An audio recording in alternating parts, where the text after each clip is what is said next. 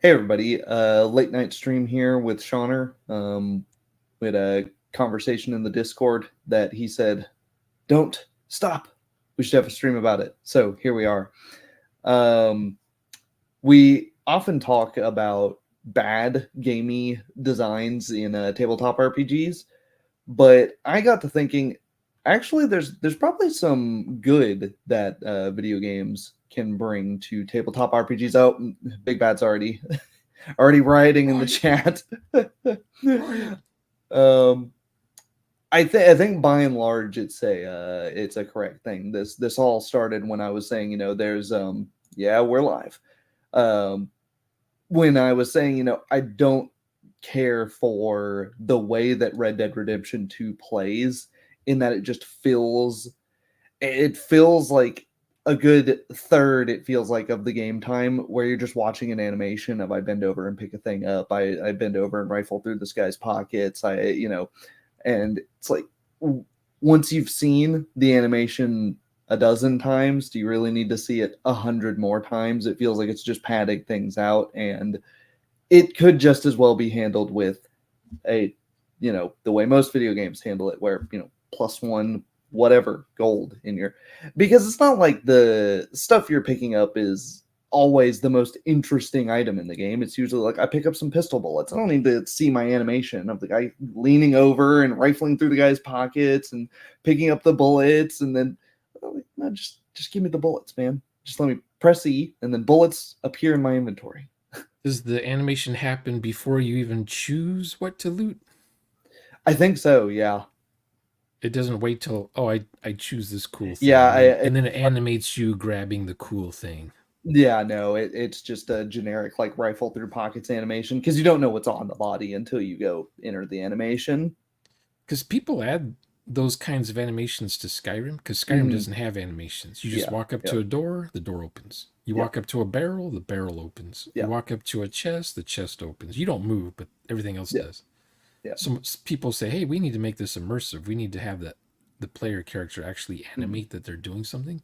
Yeah, So they do the thing to the door. They do yeah, the thing to the lockpick. They do the thing to yeah. the And barrel. to me, in I guess I'm a, if you're, don't half-ass it, right? It's like, oh, it's gonna be super immersive, except, uh, you can get shot, 7 or 8 times with a 45-70 rifle and be just totally fine. Or, you can reload your single action revolver in like inhumanly quickly. And it's like, well, okay, well, it's not a simulationist game then. So, you know, Okay, like Sonic the Hedgehog, right? He's running. He's collecting the rings. mm, Does he stop and like touch each one and put it in his pocket? And exactly. No, no, he just zooms. Sometimes he jumps over them and he has to yeah. go back and redo some of them, but he gets plays a little music. Yeah, it'd be absurd if that, it would totally defeat the purpose of the game, which, You know, each ring he looks at it, he pulls it down, he looks at it and goes, and he bites it to see if it's real or not. This is real gold, and then he puts it yeah, in his it's like, pocket.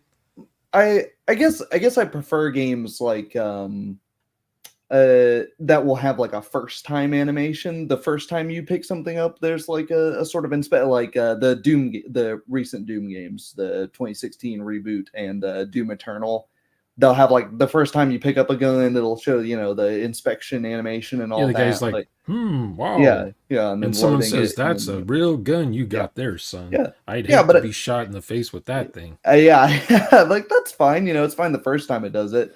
And I mean, I guess you could apply that to, um, two tabletop games in your narration. The first time, maybe you describe, in excruciating detail. Okay, hopefully not excruciating, but some detail. You're popping the magazine out, you're slamming a new magazine in, and then let the bolt latch close. Every time you go after that, though, just say, "I'm reloading my gun." I reload. Reloading. Yeah, I don't need to, The girl in Left 4 yeah, Dead says, reloading. yeah, yeah. Fresh mag going in. You got all your reload sayings. Tapping your mag on the side of your helmet, see if there's, make sure it's full. pop a new one in, rack tap bang. But Tapping I on the don't. helmet? Is that what that? I've seen that before. I didn't know what Yeah, that yeah. meant when It's they. so that you can keep looking forward, and you don't have to look down and see if there's any ammunition in it. You just tap it, and you can hear rounds rattling in there, Oh, and okay. you keep your eyes on the target. I didn't know that was a thing. Yeah, I yeah, thought maybe they're doing a signal like, I found something. Follow me this way. yep. Huh. I was not I was not in the military, Mm. though I was on it feels like hundreds of military bases, but I was not in the military. I was just on the Mm. bases. Yeah. What does RPG grandma say here? Tiger moles? We need more tiger moles. What is that? I'm not familiar either. You're going to have to Moles? enlighten us. Tiger Moles? moles? Yeah. I don't know the reference. I don't either. I know tiger balm.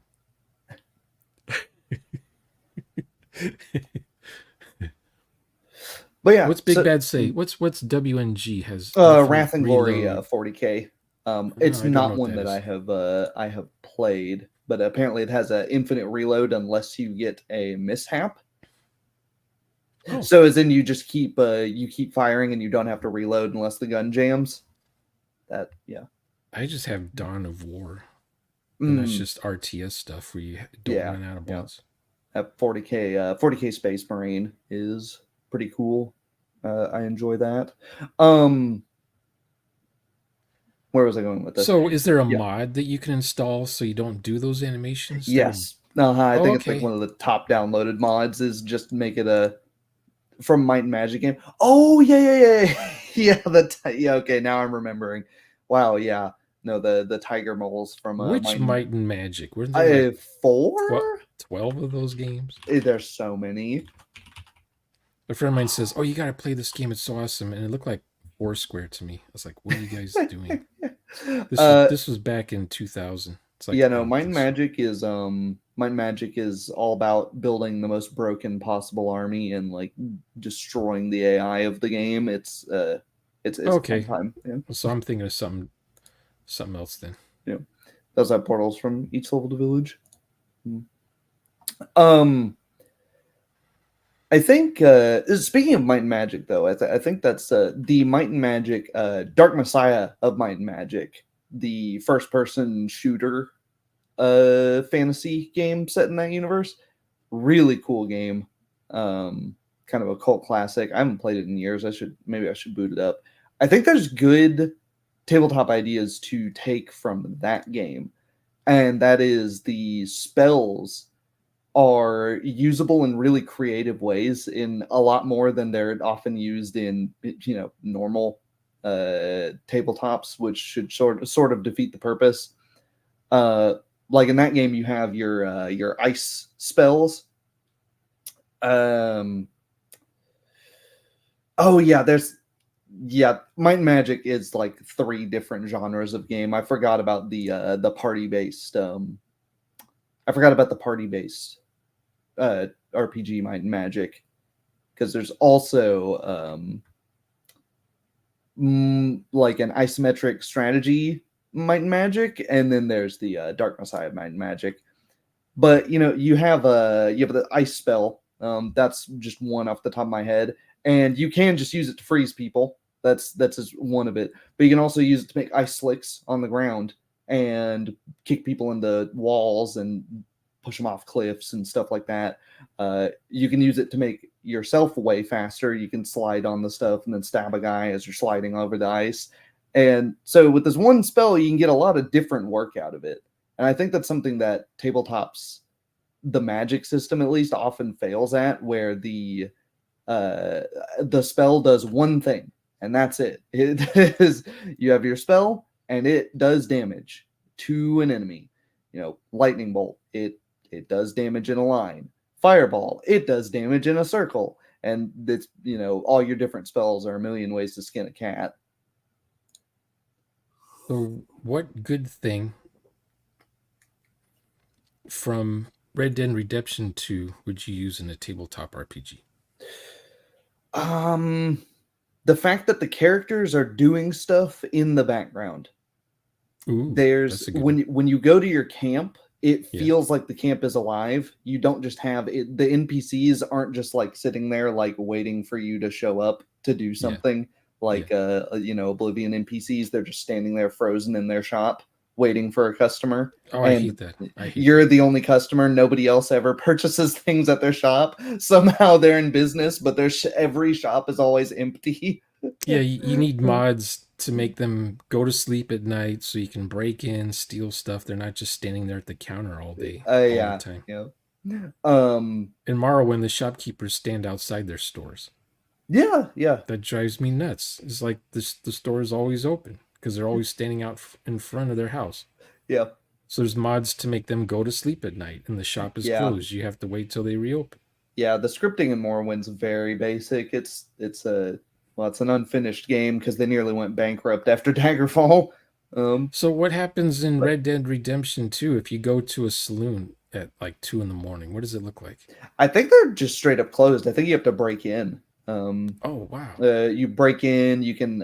It's just saloon doors, right? They're just Yeah, saloon doors. yeah. How do You they just- lock that?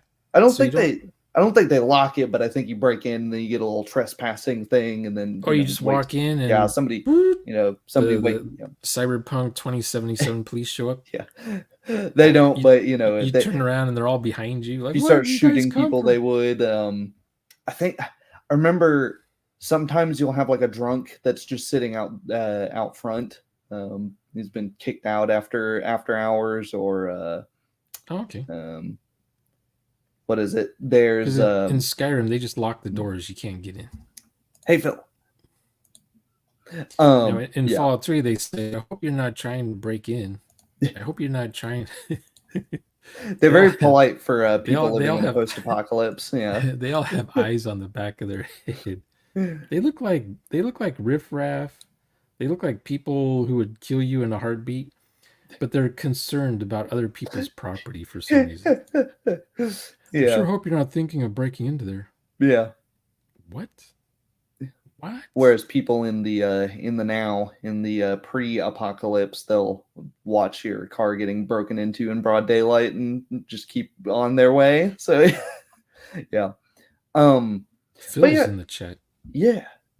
But yeah, you go through yeah, like in Red Dead, that is a really nice thing. The world very much feels alive. You walk through a town, there's people protesting Yeah. alcoholism and whatnot. There's because it's set like right before Prohibition. Oh, Um, What year is that? Do you know? uh, I think Red Dead takes place around 1912. Red Dead 2, that is. Because there's a point where you're all dressed as a city slicker almost, and there's trains and trolleys and stuff. Yeah, it's like right at the It's like end of it's like a modern city almost. uh it starts in 1899. Okay. Yeah, yeah, So that's after the Depression. yeah. Well, The Chinese were all sent back to China because the yeah, or railroad. Canada. Lots of them moved to Canada. Yeah, Um, Grover Cleveland, he did that. He's like, we don't need you anymore. mm, They just needed him to build the railroad across transcontinental. yep. And then there was like a depression of some sort, not like a Great Depression, but 1895 had something going on. But then Yeah, it came right back once the industrial age kicked in. Everyone had jobs. They weren't the great jobs though. yeah, You work here for 12 hours a day and see if you can get your mom and kids to work here also for free. yeah. We don't pay kids, but Yep. if you want to still work here, you gotta have your kid help you. If you're gonna be sick, your kid's gonna have to fill in for you. He's only 5. Working with steel. Yep. Well, he's got small hands. He's got to get into the machine that we've made too small for adult hands to get into. Crawl in there and get that hot rivet we dropped. Yeah. But yeah, so like things there's, I can't remember his name, but when you go to your camp, the camp cook he's cooking. He's preparing I've a seen meal. him. He's doing Yeah, stuff. I've seen him in the videos. Yeah, he's doing stuff whenever you're not. You can bring him an animal, but even if you don't have an animal, he'll he'll ask if you've got anything because he's like, man, we're kind of running low on supplies here because your camp's always moving. You're on the run because you're all outlaws. You're being chased by the Pinkertons and Yeah. yeah. Hey, did you ever see that movie Heaven's Gate? No, is it based on the cult? No, no, it's based on, I guess, I want to say 1905, Montana. Huh. The Germans, Uh, mm, the Germans were a clan, and then there was the Irish. It was a mining town, okay. a growing town. Anyway, there's like corruption. There was gangs fighting, Mm, hmm. and the Germans didn't speak English for the most part, Yep. but they're trying to start businesses. Yeah, that was really common. I think there's a German gunsmith in Red Dead But 2. it had It's the off starting to get hot. it had Christopher Walken in it, Oh, and John Hurt, and the Pinkertons were in there, I think. Mm-hmm.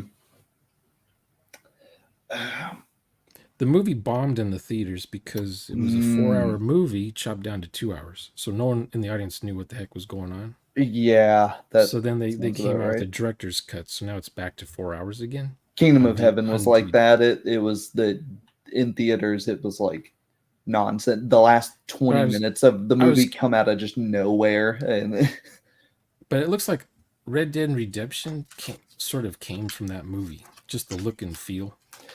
Yeah, it was. And I was curious if you'd seen the movie, if you think the combat, the gunfights look real or not. Yeah. One thing I do like, another thing I like about Red Dead is you can provoke people into attacking you. That's another thing you can do in Morrowind too. And then you can kill them and not get in trouble. Yeah, you can just start fights with people. I think it depends on the town because they're different towns have different laws, and your bounties don't transfer over into different places because it's not there's a lot of Indian territory that isn't unincorporated land and stuff like that. And I thought that was a really interesting thing where because very often people don't think about video games often don't think about this either. This is pretty rare in both that laws are going to be different in different places.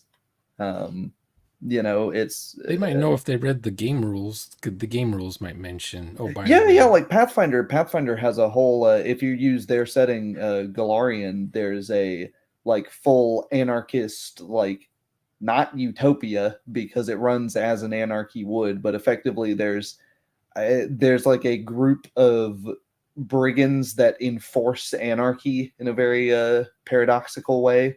So if anyone complains about getting stuff stolen from them, they're just like, you like differences of laws, or what would that be called? What kind of laws are those called? City ordinance or city or government or country territory laws. I don't know. Yeah, but just like it's just a because laws are a reflection of the culture, right? Yeah. And like around here, we don't do no horse. We don't allow horse whipping on Sundays, or we don't drink apple cider on Tuesdays, or whatever. Are you familiar with the? You've reminded me of the law in I think it's Alabama, where it is illegal to walk past a horse with an ice cream cone in your back pocket. Because apparently back in the day, people who wanted to steal horses would put an ice cream cone in their back pocket and they'd walk past the horse and the horse would follow them trying to get the ice cream. And then they'd just walk away and walk out of town with the horse and be like, and if they got caught, they'd be like, oh, well, there's nothing weird about that. I just, that's where I keep my ice cream. Yeah. I ain't done nothing. Yeah. But check the body cams. I ain't done nothing. But particularly with like weapons laws, that's one thing that a lot of things miss about the Wild West is that that's a myth. It wasn't that wild. There are plenty of towns where the gun laws were stricter than they were in many places in the U.S. today. There Yeah. were because back then, you had some boom town because they found oil, and it was basically, did the guy that found the oil like guns or not?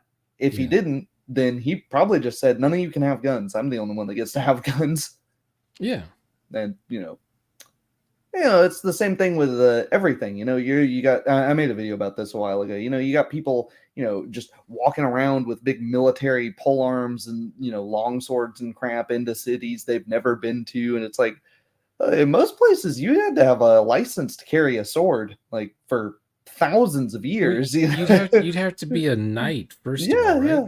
Or you'd have to be a knight. You could be part of a fencing guild. You could be a sword maker. That's a like because they would, obviously, you got to take your swords to where you're going to sell them. So that would be, Yeah. that they would like, well, might as well let him carry his swords because, I mean, he's going to have to.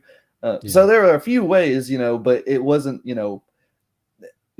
Joe down the street can't just be carrying around his, spear in town because Yeah. that's, I mean, it's the equivalent, I remember I had nunchucks, and then someone said, "Those are illegal." I'm like, in "What?" California, I think so. I think Yeah. I think they're illegal to carry, not to So I not to I was own.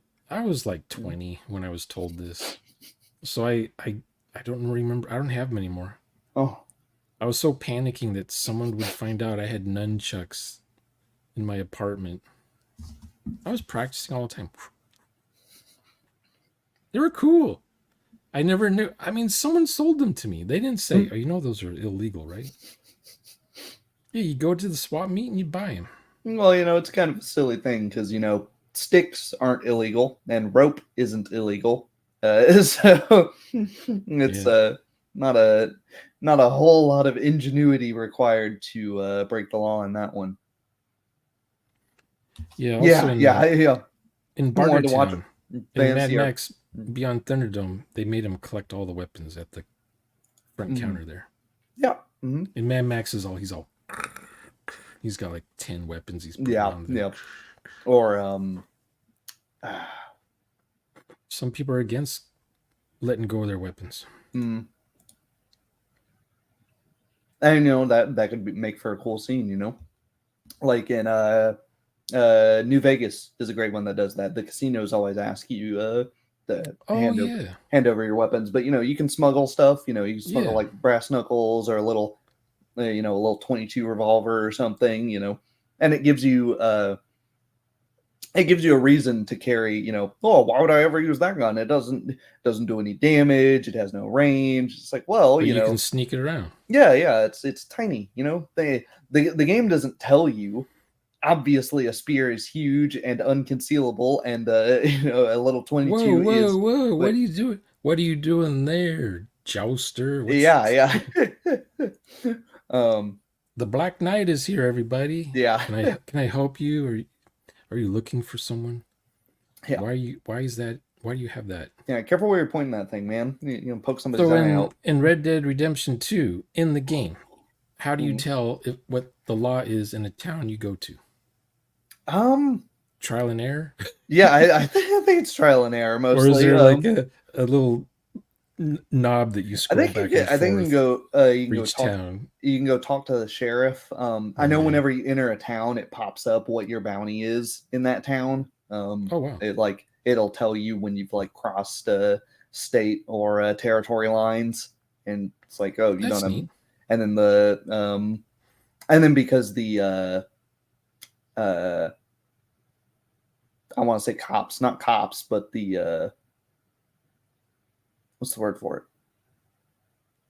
There's like a sheriff, a deputy, Yeah. They don't want to, marshal. Yeah, they don't want to get in trouble for yes, federal marshals. That's what I'm thinking of. They don't want to get in trouble for crossing into somebody else's jurisdiction, so they'll just turn around as soon as you cross state lines, and now you're somebody else's problem. Yeah, like the police would do that. You reach state lines, the police stop chasing you. Yeah. But the FBI, they can keep following you. Or back in the old days. Yeah, you guys have Indian reservations in California, right? Oh yeah. Yeah, they can. If you throw, well, if you're strong enough and throw a rock, you'll hit one. Yeah, in Oklahoma, you don't have to be very strong for obvious reasons, but But they're they're usually interesting they're because they're you'll see. Yeah, usually outside of any hole yeah, in the wall town, mm, like 15 miles deep into the hills or the desert. There's one, yeah. and it's usually a casino. Oh, yeah, yep. You'll see Yeah, Indian because Nation cops you going can't you everywhere because can't they have a can. yeah you Um, can't well in Southern California you can't really have a casino mhm, on city property. It has to be on yep, Indian property. yep. The weird thing in Oklahoma is because we used to be Indian territory, they can basically buy a little block inside a city and then say that's now Indian Nation property, so Oh wow. we can build a casino here. So there's so many casinos in Oklahoma. Do they have You, slot machines inside the 7-Elevens? yep, yep. If you go down south far enough, So no, if you go in Nevada, that whole hmm state yep. doesn't care. It's not There's quite, there's casinos yeah, everywhere. it's not quite in the gas stations, but like built into the same building right next door. You know, you go fill up your gas, get your Doritos and you get gummy worms, and then you head next door Yeah. and waste $20 on slots. Yeah, it's like those places that this half of the store is liquor and this half of the store is alcohol. Yeah, And they yep. don't mix the two. You can't buy the same from both. You have to pay Oh for yeah, yeah, one, yeah. leave. Because of high point alcohol laws. Yeah, I guess like, you yeah. don't Because you here don't in yeah, whiskey and beer aren't sold at the same counter. They're yeah, separate places. it's here in And then Oklahoma. here's the thing, and Yeah, usually in between both of those places is guess uh, what? The gun store. yeah, yeah. So you got hard liquor, soft liquor, and gun store in between. It's kind of cool. Our gun store is way on the outskirts of town here, but yeah, um, but yeah, no, those are there's legal considerations to be had Yeah. there, and Where I live, there's gun stores on every street block, pretty much. yeah, and like Next to every pawn store. I guess it's not really within a game singularly, but across games, you can look at how crime is treated. Um, in the Fallout series, for example, you commit a crime and get caught, and they're just going to kill you. But in the Elder Scrolls series, if you get caught for a crime, they'll arrest you and fine you, and what have you. Yeah. And it should probably be more like that between different places in the world, because the it's really goofy in Fallout when the like pacifist goody two shoes see you steal a Coke and then they just gun you down on the spot. Oh yeah, yeah, yeah. Everyone's yeah. Thief. Yeah, in that not the Moriarty's saloon, but in the Yeah. saloon down by the bomb. Yeah, you're I wouldn't touch that. I wouldn't, you accidentally click on the register, but you're like snatching up all the beer bottles nearby, and then you accidentally click on the register. It's like, oh, the owner goes running outside, and she's like, "Help! Help!" Then the sheriff comes running in. Yep. Doesn't even ask questions; just start Yep. mowing you down. But that would be a cool thing in a to find out in a tabletop. Maybe there's a character in the party that steals when they can. They're always traveling, so it's like, if I get caught, whatever. We're never going to be in this town again, or I'll just pay off a fine or something. And then they show up at a town and they're like, all right, I'm just I'm just gonna kill you. I'm just gonna start cutting your hands off for stealing. It's like, whoa, whoa, whoa! It's just, There's Contalini, and Contalini wants his hand back. Whoa, whoa, whoa, whoa! He tore off his own hand on the back of my car. That's from Mad Max, the guy with the chain. Yep. And it rips off his hand when the chain gets stuck on his bumper. He's Yeah. been driving for days with this guy's hand hanging from the bumper. Yeah. And Contalini, he's still like this. He's all, Oh yeah. Yeah, I remember that now. Yeah. I've been thinking about a mechanic that a lot of games have been doing recently. I think ever since Resident Evil has been doing their remakes. It's a mechanic that's gotten more popular, but instead of just tracking, Did because they plenty, change the game or just the graphics? they made. It depends on which one you're talking about. The Or Resident Evil fix two, bugs? the Did they Resident fix Evil bugs two, at least? yeah, yeah, the Resident Evil two remake is um like a complete redo, but the levels are like laid out the same, but all of the controls are modernized. It's not it feels like a much more modern third person shooter. Oh, okay. Res- Resident Evil 3, they actually cut content from the original. Yeah. It's not really worth it because it's just a graphical upgrade. Because this is a Watered one. down version? Hmm. Is it watered down version? Yeah, because so I mean, you're being chased by Nemesis the entire game, big zombie guy covered in like hazmat suit. He's got a Okay. rocket launcher, and he shoot tentacles out and grapple to stuff. And when he shows up, it's basically find your way to a safe house because he can follow you anywhere in the original Resident Evil 3, unless you get into like few very specific locations. But in the remake, he just like disappears when you go into like certain scripted areas into a cutscene. He just like and then he's out of there for some reason, and it's like what? It's supposed to be a horror game, but it's like this guy's, I don't know, he's scared of police stations or something. I don't know. like, I mean, if they change the game engine you know, from the ground up, that it's going to oh be yeah, different. yeah, yeah. It's been because it's been like 25 years Sometimes, or something. like with when Half-Life first came out, there Mm-hmm. were some levels that the players would get stuck. They didn't know Yeah, where they're supposed to go. They don't know that there's a duct, an air duct you're supposed yeah, to yeah, hit yeah. and go Mm-hmm. inside of. So what they did in different releases of Half-Life, they would have a head crab Yeah, come yeah, out. yeah, It yeah. would knock the hatch open and come after you. Yeah, that's a really good design to take from video games is the that part of show don't tell, where instead of having a big, because you know what's super obnoxious in video games when you walk 10 feet and then this big pop-up freezes the game, and it's like you may have noticed a door in front of you. In order to open the door you need to hit E, Yeah. and if you hit E then the door will open. And it's like yes, yes, I've played a video game before, thanks. And it's even worse when you can't skip you can't skip the tutorial on your second playthrough, and you're just like, oh my gosh. Um, Borderlands was the worst about that. But yeah, like Dark Souls 1 has some, the entire Dark Souls series does this really well. You'll have there's a spot where there's like a little elevator in a basement, and it is covered in blood stains on the bottom of the elevator.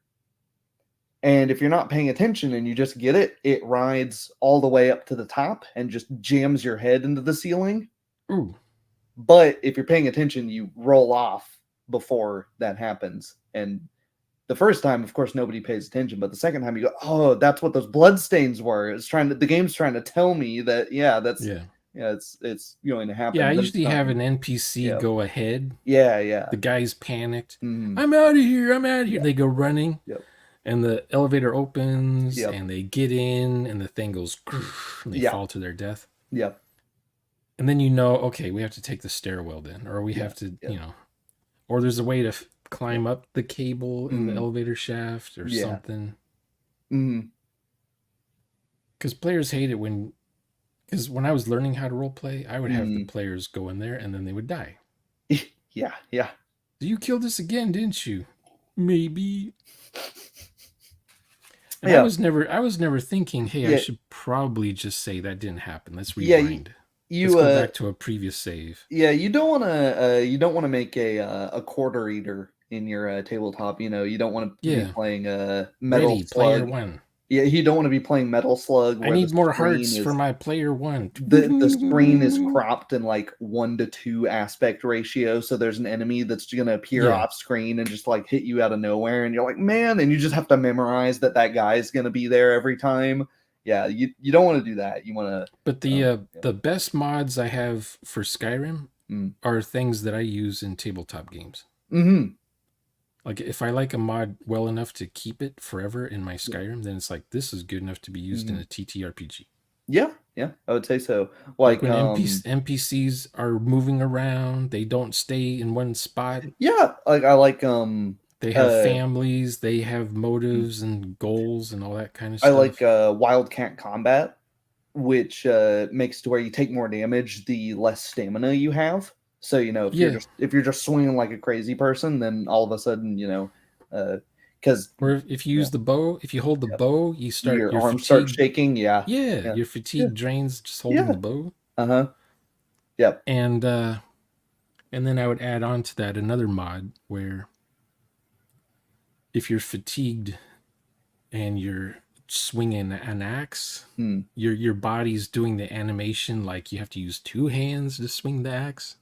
Oh, that's cool. I haven't Have seen you that seen one. that one? No, I haven't. Or if you have a hammer, a two-handed hammer, you can't swing it anymore. Hmm. And then or a shield, you're too tired to hold up your shield, so you kind of hold it down lower, and then you're getting hit in the face Yeah, more. I have seen that one. Yeah. That one's And cool. encumbrance ones, the more you carry, you don't just stop on a dime the minute you get your last carry weight value. Yeah. Like from 0 to 300, you're fine. But if you carry Yeah. 301 weight, then all of a sudden you can't move. You can't move at all. Yeah, exactly. So it's Yeah. gradual. That's where I was going with Resident Evil mechanics. Because with weight, a lot of people don't like keeping track of weight in games, but I think it's fairly important. I don't it doesn't need to be down to the number, but it's kind of important to know if somebody's in 50 pounds of plate and they're carrying Yeah. 4 swords and they're dragging a body behind them. They But what probably if they shouldn't. have a feat? What if Yeah. they have a feat that says, oh, if you're fully armored, it weighs nothing and you're not encumbered at all by the armor?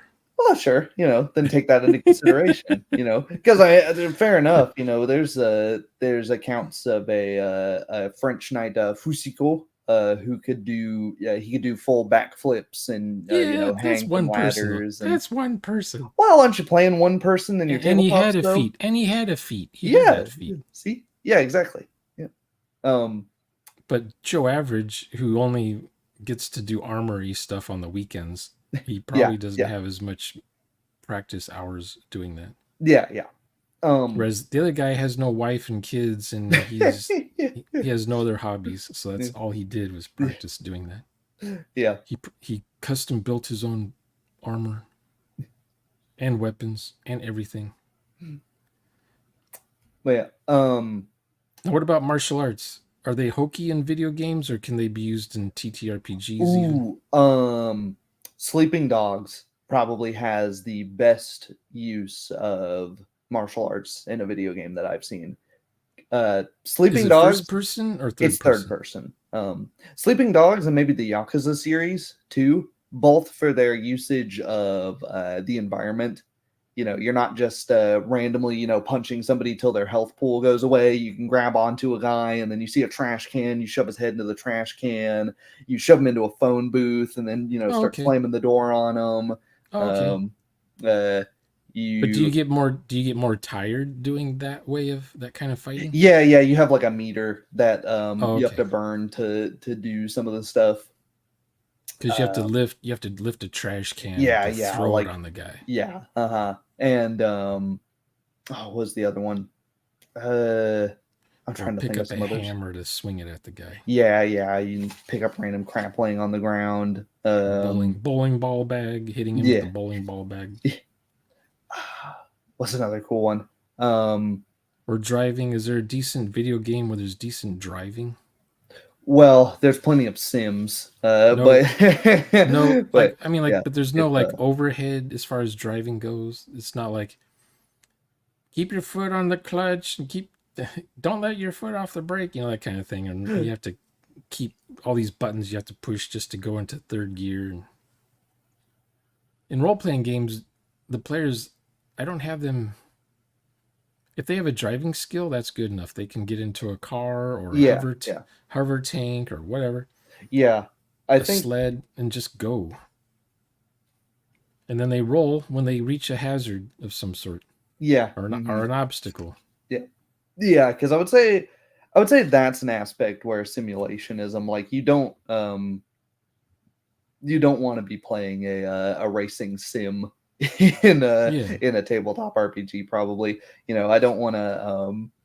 Uh, And I hate the I'll, kind of I hate the kind of cinematics where when your car hits a bush, it automatically flips over oh, and lands upside down, and then everyone gets out and they just brush the dirt off of yeah, them. They're you can fine. tell they've had a hidden ramp under the bush Yeah, that's gonna ramp one wheel off, and yep, yeah. A team does that every time they yep, hit shrubbery. Their car just flies falls, in it the flips air. over in the same way every single time. Yep. Yeah, and it's like Hmm. they have plenty of that same car to use throughout the whole Dirt. season.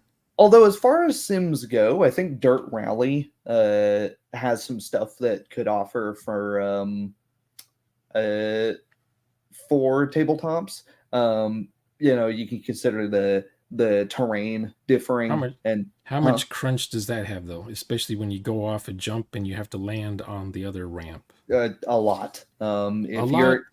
you're in midair, you don't have any control over your car. It is totally up to you So you can. need a driving skill as well as a car jumping skill. I mean, well, yeah, I mean, you can look at Walter Rohrl, the one of the Group B rally champions for Lancia, and he said he has a quote that's something like, "I refuse to race in Finland because I don't like jumps. If I wanted to fly, I would have been a pilot." Oh, okay. So he just didn't go into any courses that had big bumps. He didn't go on them. He refused to Okay. do that. So because yeah, once you basically have to point the car in the right direction, and then once you're off, well, that's in out of your hands now.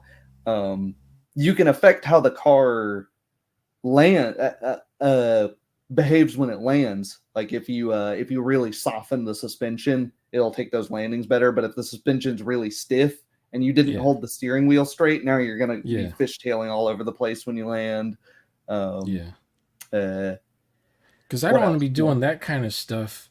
Hazard car handling, Yeah, maneuvering, that kind of stuff. yeah, I don't yeah, want to be doing those kind of die rolls. yeah. That's Car Wars has some of that in there. Mm. Mostly, I meant you could take some of the hazards from that game because it has some really interesting stuff that happens. Like there's random breakdowns, so there's people randomly broken down on the road ahead of you, so you can drive the same course 10 different times and it won't be the same because somebody will be broken down at a different corner, or dust will get kicked up on the road because you're going 10th. If you're going first, you don't have any of the dust on the road, so you can see fine, but the ruts aren't worn into the road. If you're going really late, the ruts are so worn into the road that your tires are like fighting you. They're trying to grip into those tunnels that have been dug. Uh, what else? What else? Well, it's around here. So I'm looking for On Hmm. Any Sunday. Did you ever see that movie On Any Sunday? I don't think so. No, Like 1972 ish? no, definitely not. It's a documentary on motorcycle racing in the mud. Mm. Steve McQueen is in it because that's Oh, what he okay. did on his time off. He would do racing. I didn't know he did motorcycle racing. Huh. Yeah, and there was this one scene where the contest is to ride your motorcycle up this hill. And it's just a mud hill, and the trick is to go up the mud hill all the way to the top without sliding backwards. And so many people were trying it. My favorite race documentary is Too Fast to Race, which is about Group B. What year is that? Group B rally was like 1982 to 1985 or 6. Um, the We still have not made cars faster than that in rallycross. So you've got these cars that are on courses that are as wide as the car is, and there's a bottomless cliff over there, and there's no crowd Oh control. man. The spectators can just walk onto the track and watch you, and Wow. you're in a 600 horsepower Audi Quattro that weighs 3,000 pounds, going Wow. 120 miles an hour down a dirt road. Yeah. Why do people stand in the road though? I never understood that. Oh, to get pictures. It was a lot of it was journalists. You'll see them with their Oh, cameras. okay, They'll try to get a okay. picture of the car coming head on. So it's like the beginning of Chitty Chitty Bang Bang then. Yeah, yeah. There's like 5 minutes of just fantastic second unit photography of just old cars racing. Yep. And then Chitty Chitty Bang Bang gets burned up in a fire because it's dodging a kid who was in the road or something. Yeah. And it goes off the road and blows up, just like in movies. It's Yeah. a James Bond film. So every time a car goes off a cliff, just even a little bit, any kind of a slope, more than 30-degree slope, the car blows up on the way down. Which, depending on the age of the car, that if it's a Ford Pinto, that might be accurate. I used to think, well, obviously the gas pours back out of the tank back into the exhaust pipe or engine or something, and that's when the car blows up. Yeah. Well, I mean, the Ford Pintos legitimately did that because they had a bolt on the fuel tank that was not it would scrape when the car bottomed out, and then it would. Yeah. And the gasoline would always go on the driver for some reason. Yep. It's because the Instead firewall was like a millimeter thick. I guess. Yeah. Because usually the fire would just stay on the back of the car instead of inside the car. Yeah. Resident Evil mechanic. That's interesting. It doesn't just consider how heavy stuff is, but it considers how much space it takes up, how much bulk there is. Right. I often see tabletop sessions where somebody's pulling out one thing and then they're pulling out another thing and then they're pulling out another thing, and I'm like, where are you pulling? Are you a Skyrim character that just has a Fallout character that's just pulling out 6 foot long missile launcher from their inventory? Yeah. Or you've got these characters where it's like, it's like a fantasy staple kind of to have multiple swords for killing different stuff. Sting from Lord of the Rings for killing orcs, and Geralt of Rivia from The Witcher, of course, has a silver sword for killing monsters and a steel sword for killing people. But it gets kind of ridiculous when it's like, I've got my steel sword, I've got my silver sword, I've got my bedroll, I've got my 40 health potions, I've got a magic staff. It's like, where? It's like, it's like, well, even if you are keeping track of the weight of all of this, how are you dragging it around? Is your backpack physically large enough to fit all that crap in here? Yeah, I would use mods so that I can't carry everything. And then I would use mods where I can put some of the stuff on my horse. Yeah.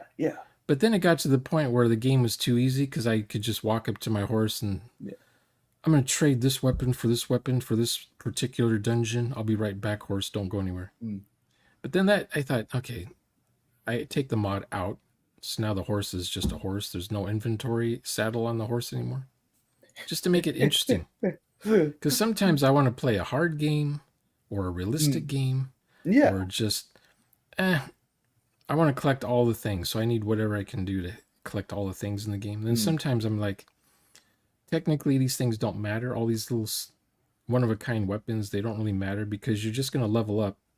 And the weapon won't level up with you, or you'll find better weapons that are more your liking because now you've become God, so you want the God weapons. Yeah. All of a sudden, battle axes aren't interesting anymore for your character. Did you ever play Kingdom Come Deliverance? No.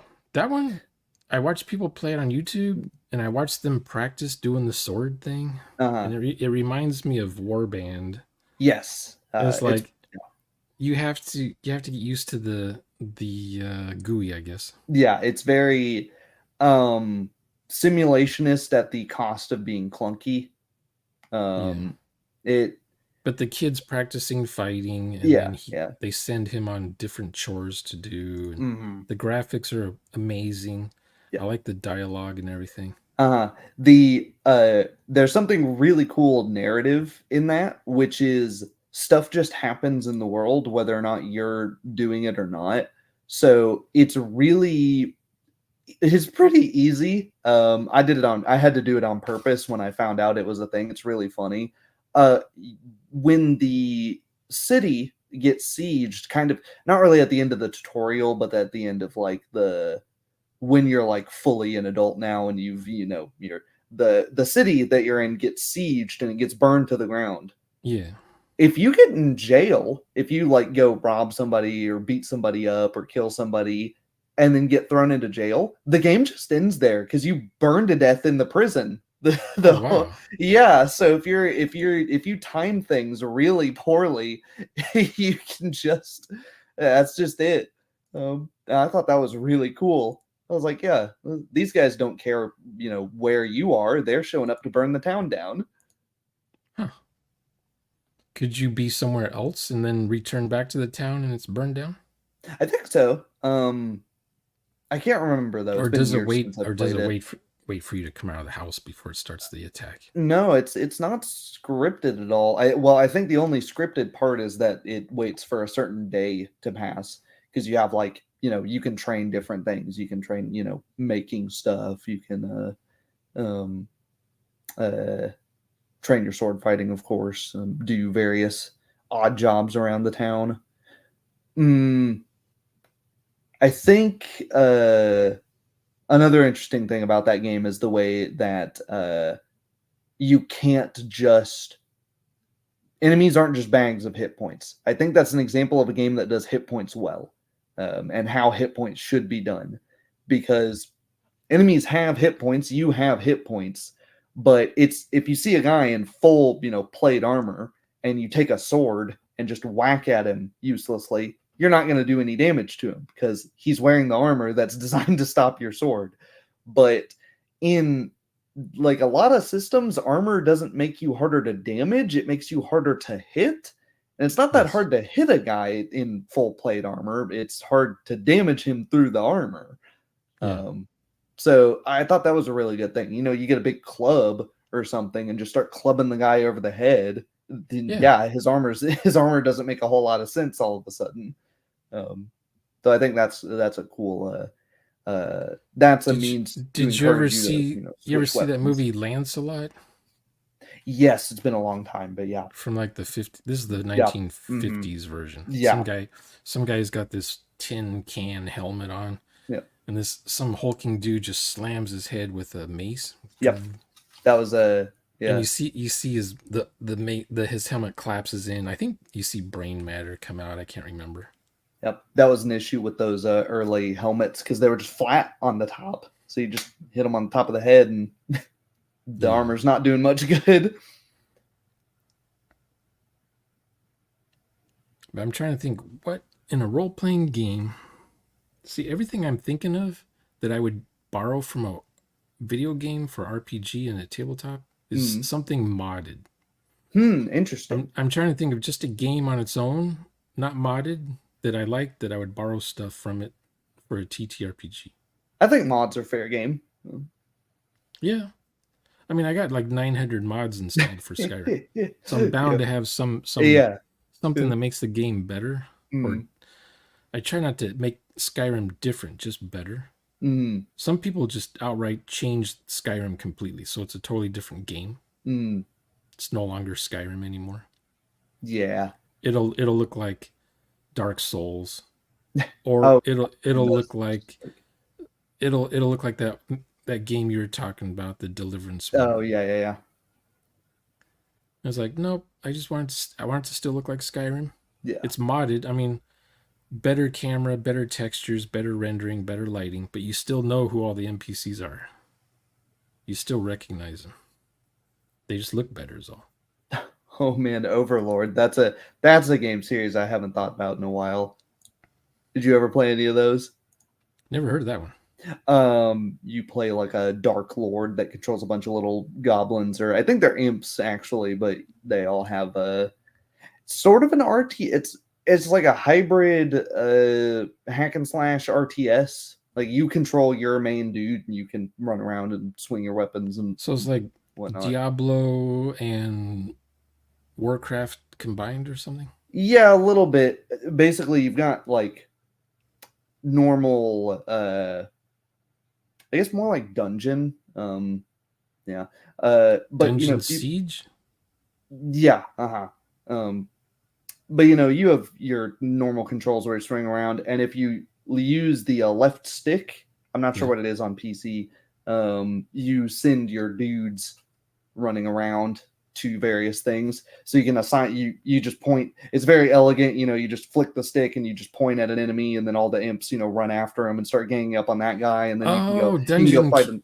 is like Dungeon Keeper. Dungeon Keeper, yeah, yeah, yeah, yeah. Yeah, I have the Dungeon. I have Evil Genius and Dungeon Keeper. Yeah. Those are cool. Yeah.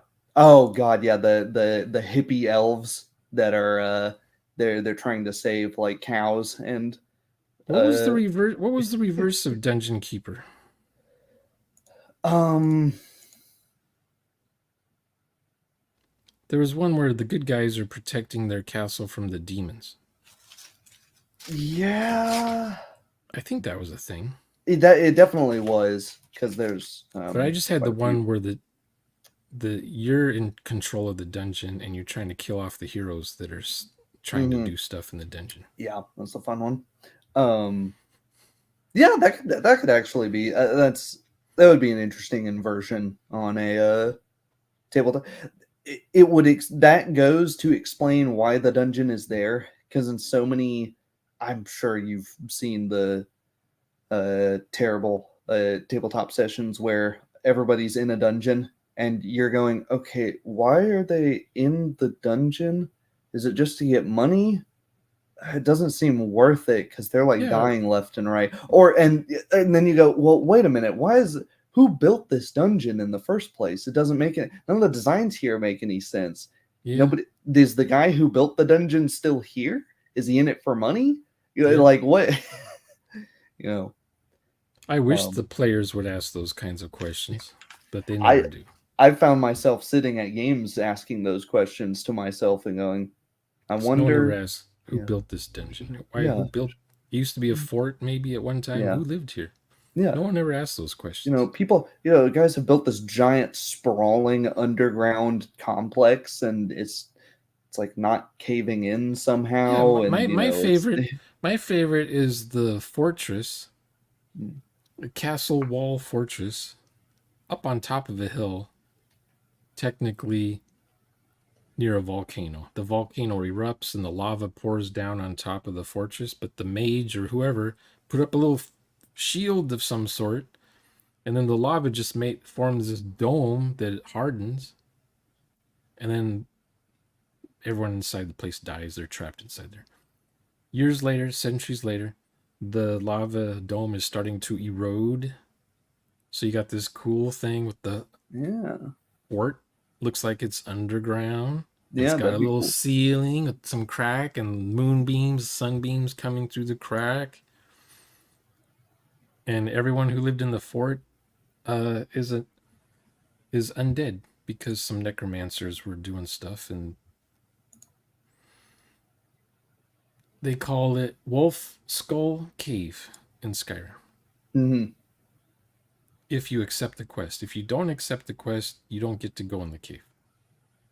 Yeah, that's right. I forgot about that. Yeah, that is weird because I guess it starts some scripted event that can't Yeah, happen you or would go like to the mess something up if you just walk over to the mm, Blue Palace for whatever reason, yep, yep. and the And guys, Jarl are, Elisif is yeah. yeah, I remember now. he's like, well, what about the cave? Don't worry about the cave. We'll take care of it. People are just hearing noises.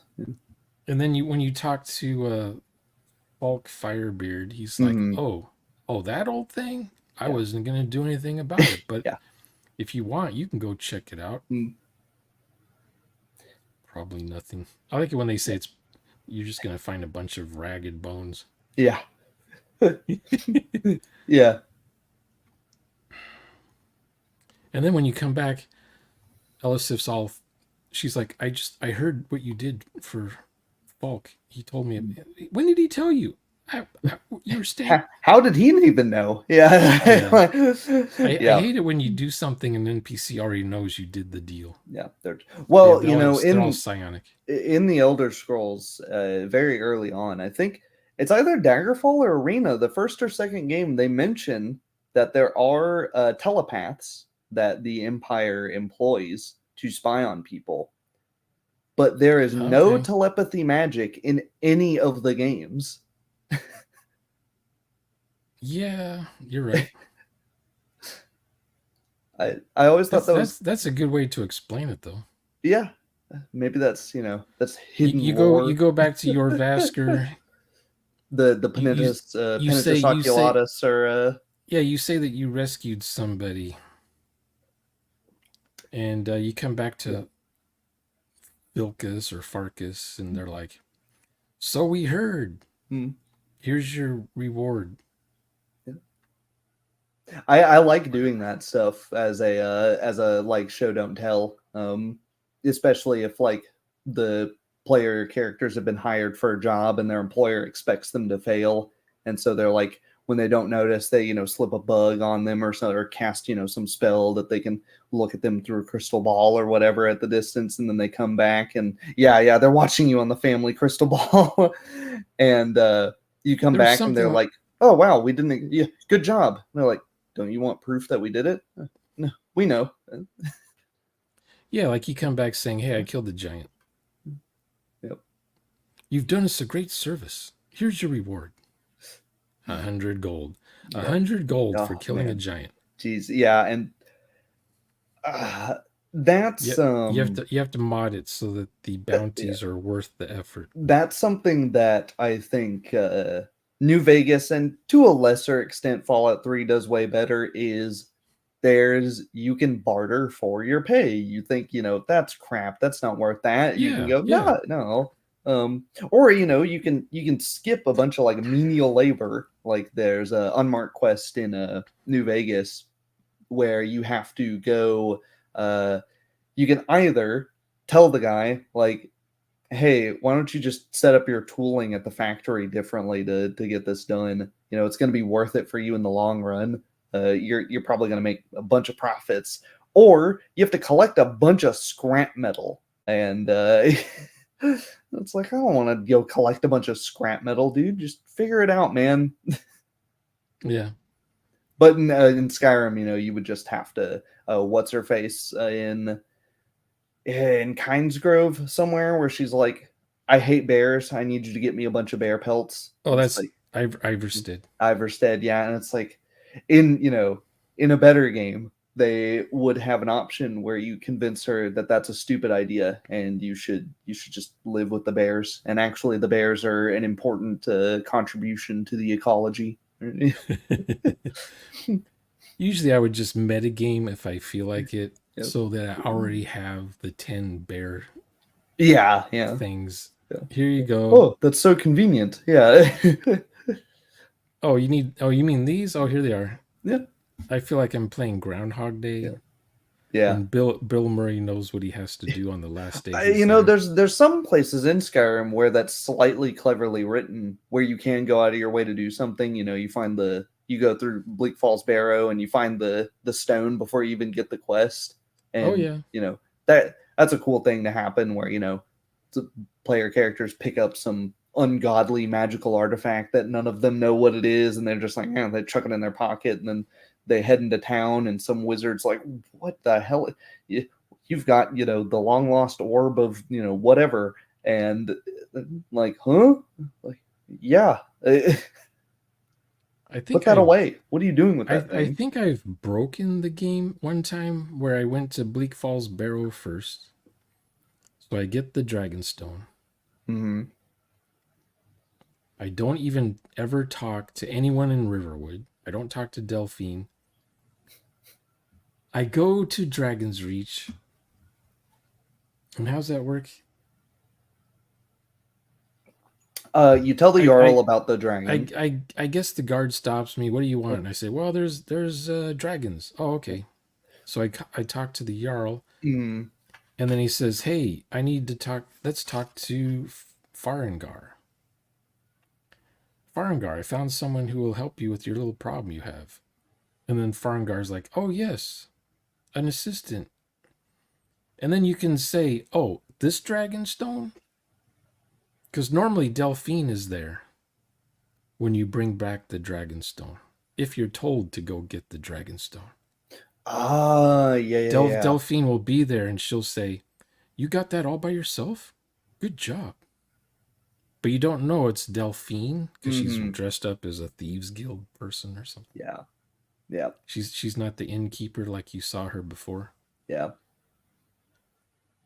But if you skip that, if you do all this stuff first and then just show up with it, sometimes Skyrim will break. That's another. You'll give him the Dragonstone, but then the quest doesn't update to where you're supposed to be, which would Yeah. be meet me meet me in Riverwood. Or Yeah. no, what is it you do? You meet Oh no, like you're supposed to do the wind caller. oh, excuse me. What's his name? Yorgon Oh, whatever. Jormungand, the horn of The wind Jurgen caller. Windcaller. Yeah.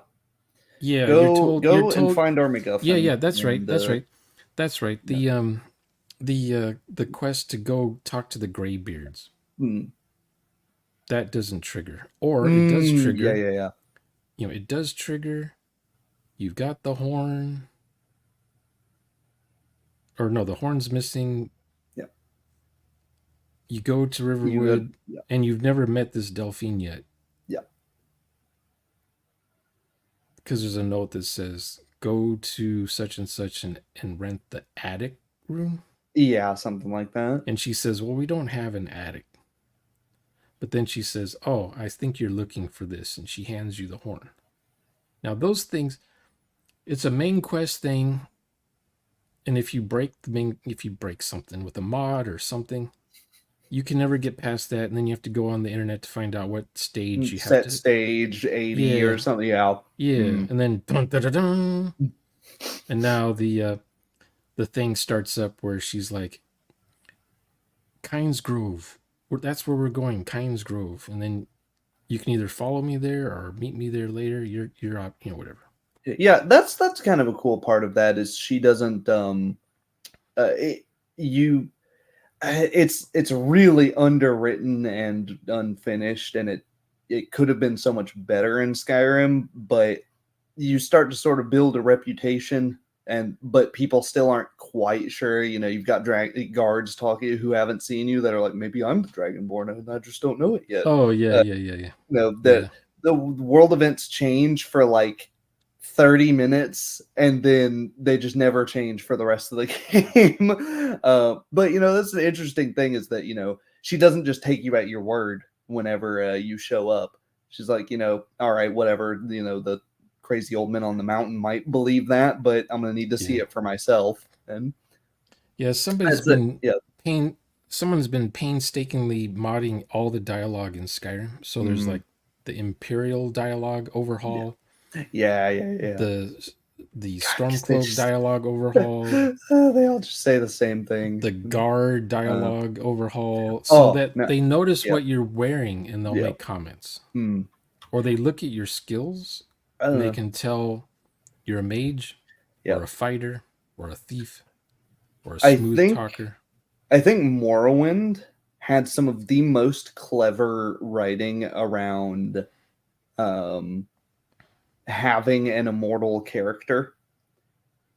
I think that there needs to be a very specific tone of tabletop if you were going to play it, that you were allowing redos and do-overs, but it hasn't really been touched on since in the Elder Scrolls, although every, the Nerevar and the what, the NPCs track how many times you go to a save after dying or something? No, but saving itself is explained in lore. So the Nerevar, Dragonborn, and the hero of Kvatch have an ability called Chim, which is an ability where they can rewind time but maintain their memories of the life of what they did after that. Oh, okay. So you go that were in the books to read?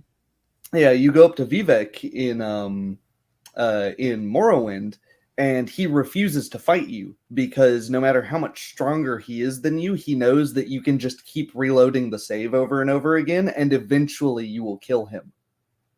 I thought that was one of the coolest things because I was like, wow, they acknowledge save scumming in the world. That's a really cool thing. I don't Um, remember that, so maybe I didn't match it what it was looking well, for. Morrowind has the 8 million dialogue options, so if you didn't click through them, Yeah. you probably wouldn't get it.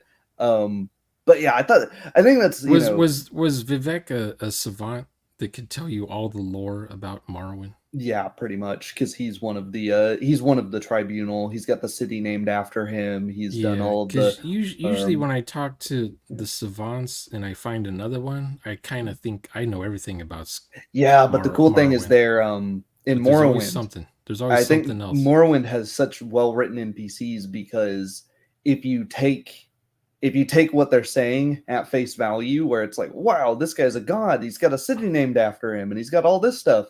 And then you talk to the next god that you meet, and they're like, what are you talking about? None of that's true. That's just some guy who's really powerful. Yeah, He's not even immortal. You go beat up this old Dwemer artifact, and that guy's as mortal as any of us are. And yeah. the I've only played the ending of that game once, mm, but I remember you kill him, I think, or you they help got him, there. or there's like another guy that you have to kill, but he's There's already dead. Sotha Sil. You know, Yeah, he's like hooked up to the Dwemer machines and like that kept alive yeah to that yeah. bugged me when he was already dead Mm, because for some reason I was so interested in finding him or meeting mm, him, yeah, and then here he is already dead. It's like holy yeah, crap! And then you yeah. fight the crazy chick, Alexia. Almalexia, yeah. Yeah, And you're like the whole game up to that point, you talk to the priests, and they're like, she's this great saint. She's the reason we have water and all of these crops. And it turns out it's like actually you would have had way better crops and more frequent water. She's just giving you like exactly enough, so you keep worshiping her. And she's, man, that game's so well written. The just the subversion of expectations with NPCs is really good in yeah. that.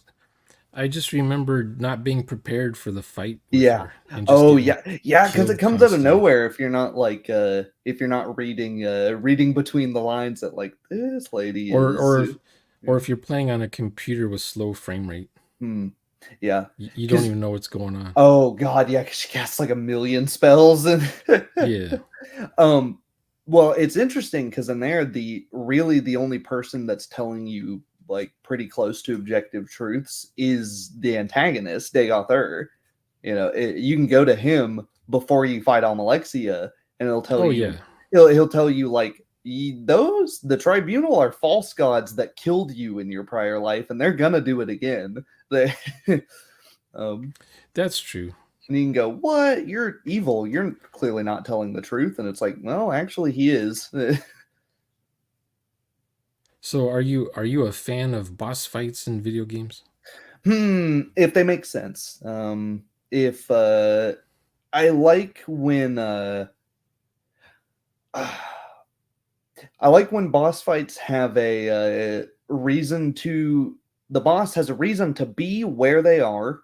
Um, there's a reason that you can or can't escape, and it's not just the door shuts behind you, and it's like, well, I use my arc welder to weld out the door, and I run away, whatever. Um, and I like when they're well thought out and they aren't just a big bag of hit points because so often in tabletops and in video games it's just the boss is no different than it's just a normal enemy that all the numbers are bigger on, and it's just the same as a normal fight would be, but it's 20 minutes longer, and it's like that's not Well, that interesting. have you been in boss fights in tabletop RPGs? Yeah, yeah. You And know, it's leading up to that boss fight, are there clues that there's going to be a boss fight because you're finding potions and all kinds of cool little weapons oh yeah, that's you've never seen before, but you think, hey, what's this about? What? or you're finding a bunch of corpses and like all of the corpses are like dead by some the horrific creature that's locked down here has like it's like a mutated rhino with a giant horn, and so there's these Yeah, dudes, all their chest cavities are like burst open and it's like way too yeah. big to be a spear, and you're like, what the hell did that? um And Because so, sometimes my character will be like, I'm not gonna get the potions. I'm not falling for that. yeah, I'm just gonna go and see what happens. yeah, And then I'm thinking, oh, now I know why all those health potions and magic things yeah, and fatigue things were there, because you might need them because you're yeah. gonna wear out.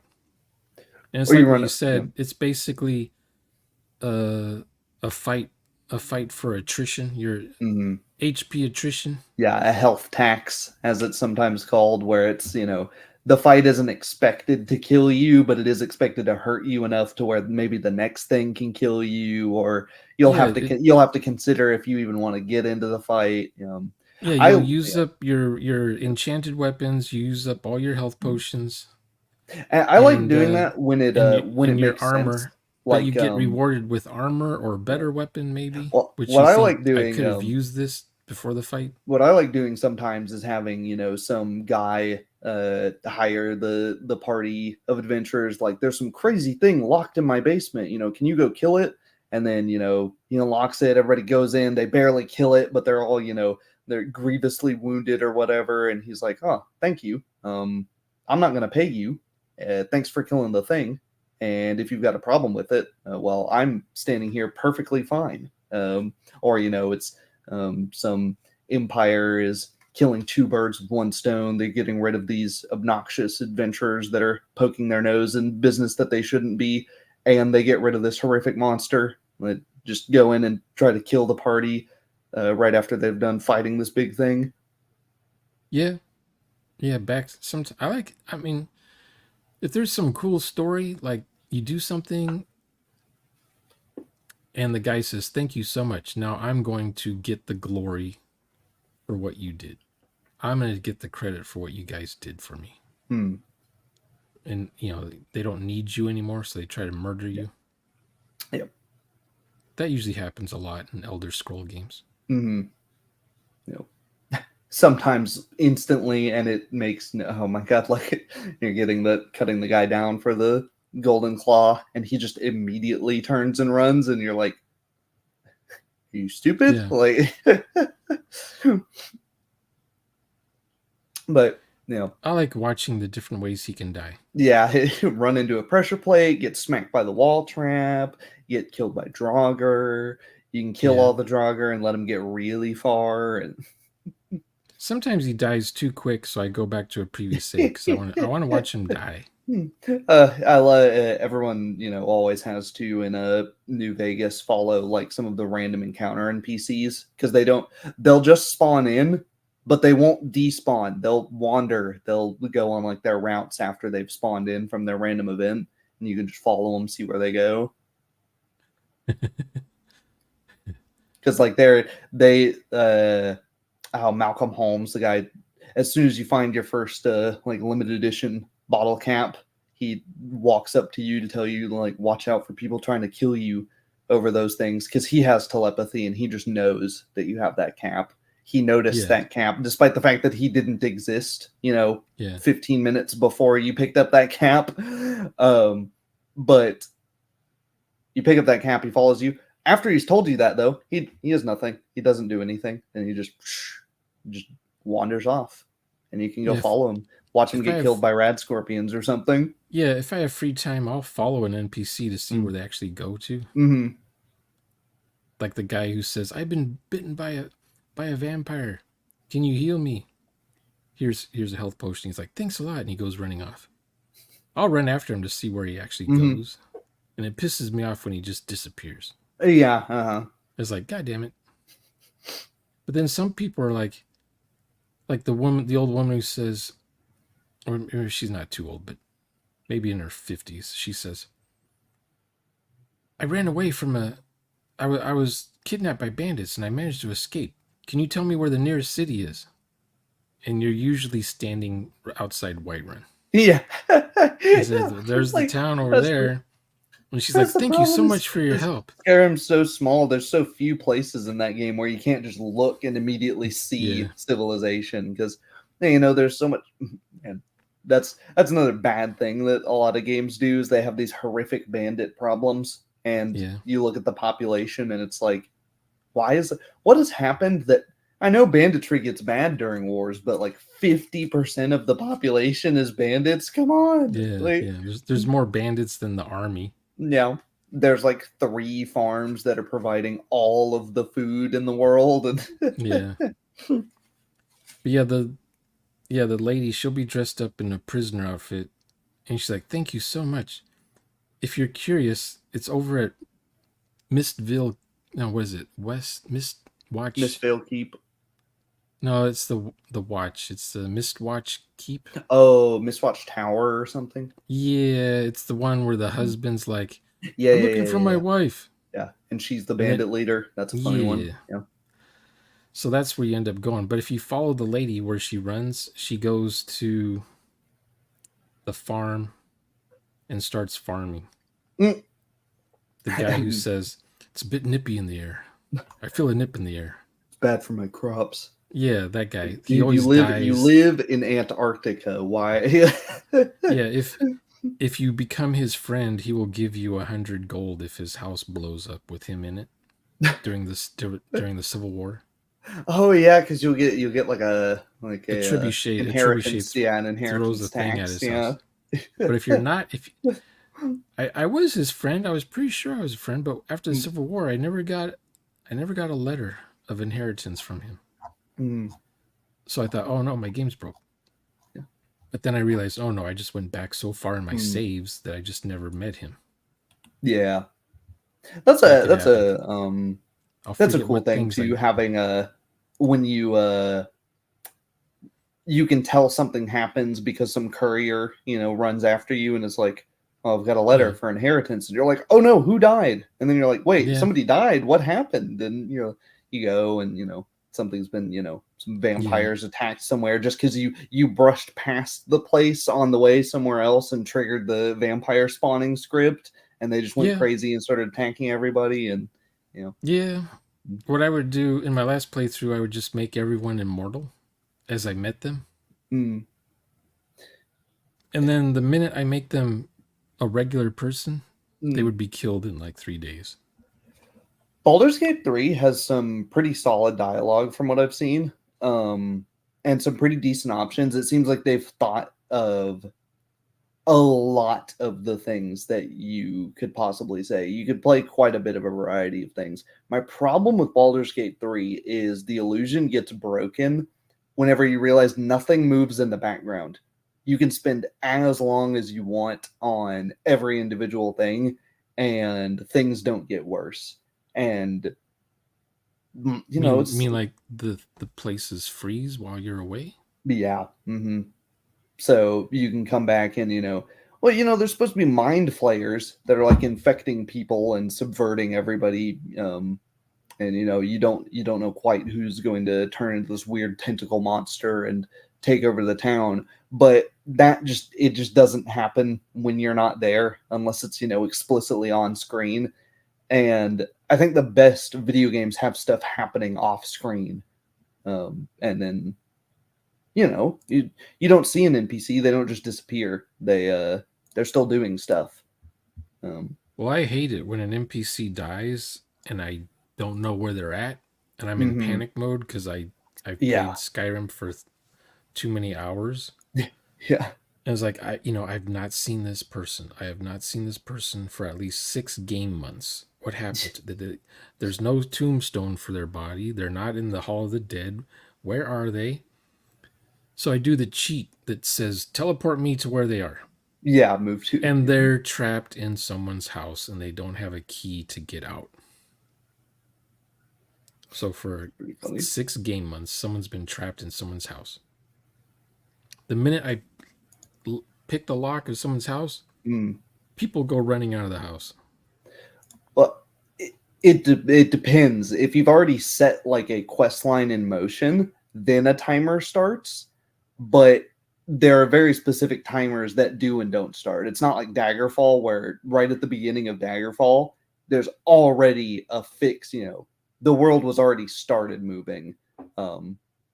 Long rest move time in game differently. That wouldn't surprise me because it was kind of buggy last I looked at it, where like everyone, all of the NPC disposition was in test mode. So you only had to you gave them like, you know, a steak, and they were immediately your best friend and would do anything for you. Um, but and everyone was like, "Why is it so easy to get people to be friends with you in this game?" And they were like, "Oh crap, we're in debug mode. We push debug mode to live." Mhm. Yeah, apparently that's fixed. Um, but yeah, I like when stuff when like the players start a new campaign and like the world is already stuff's already happening, people jump into the middle of it, you know. I usually don't start like if I'm going to run a module, um I'll jump in like in the middle of the module. You know, some other adventuring party's already done the first, you know, 10 pages of it. That's already happened. Somebody else did it and they died halfway through or they gave up. They're on their way back and they're like, "Don't go in that cave. It's a friggin' mess." And you know, "Ooh, what cave?" And maybe they don't go in that cave. Maybe they go Yeah, somewhere else. I've said this in my streams where I'll take a game setting and just Mhm. use it as a sandbox. Yeah, yeah. And the players don't start at the entrance to Mhm. the village. They start somewhere else. Yeah. Maybe on the they come at it from another side angle or whatever Mhm. they see NPCs not in the order they're supposed to meet them. Yeah. They're not going to hear all the rumors. They're not going to get all the clues. They're not going to Mhm. learn all the stories about the place because they're doing it wrong. Mm. But if they do a second playthrough with different characters, maybe they'll get to hear something else from some Mm. other NPC. But they're not going to visit all the places and see all the sights and hear all the stories. Mm. Something about boss fights that I do like from Dark Souls is that uh, not all of your mechanics work against every boss. So, like, bosses are, you know, you got this giant towering dragon. Oh, yeah. You don't hit him a couple times with your sword, and then the Nope. dragon's, you know, stumbling back like a person would be. You know, you hit a person with your sword a couple times, they're staggering back, and you know, but you hit this dragon in the ankle a few times, it's just like, you know, flicks you, and then you go flying 100 feet or something, or you know, Yeah, you like you with you do your little werewolves, shield, you do your little werewolves shield, have to use um, silver weapons or something. yeah, you you do your little shield parry against, you know, normal enemies with weapons, and then you Yeah. know you get a big animation and you get to stab them in the chest. But you do it against a huge boss, and they just smack you clean through your shield, and it doesn't Or matter. You know? they stagger you, or Yeah. I hate it when I don't know. I'm not a fan of leveling up or Mm. XP I or don't like HP. XP, but I do like leveling up. If that makes sense. It doesn't. I do. I do Do you milestones. want to get your attributes raised or no? I want more meaningful level ups. Like that's fine, you know. But I don't think that's uh I don't think that's the interesting part of Because the level up. with me, I just want my reputation to get worse or better, I want that to happen too. and then people reward me according to what I did for them. Yeah.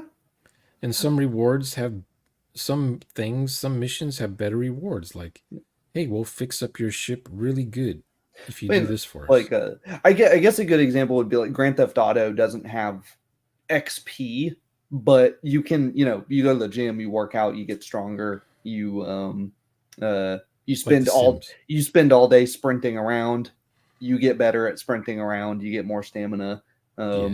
you you know, etc. I think that's like the very surface level of stuff, but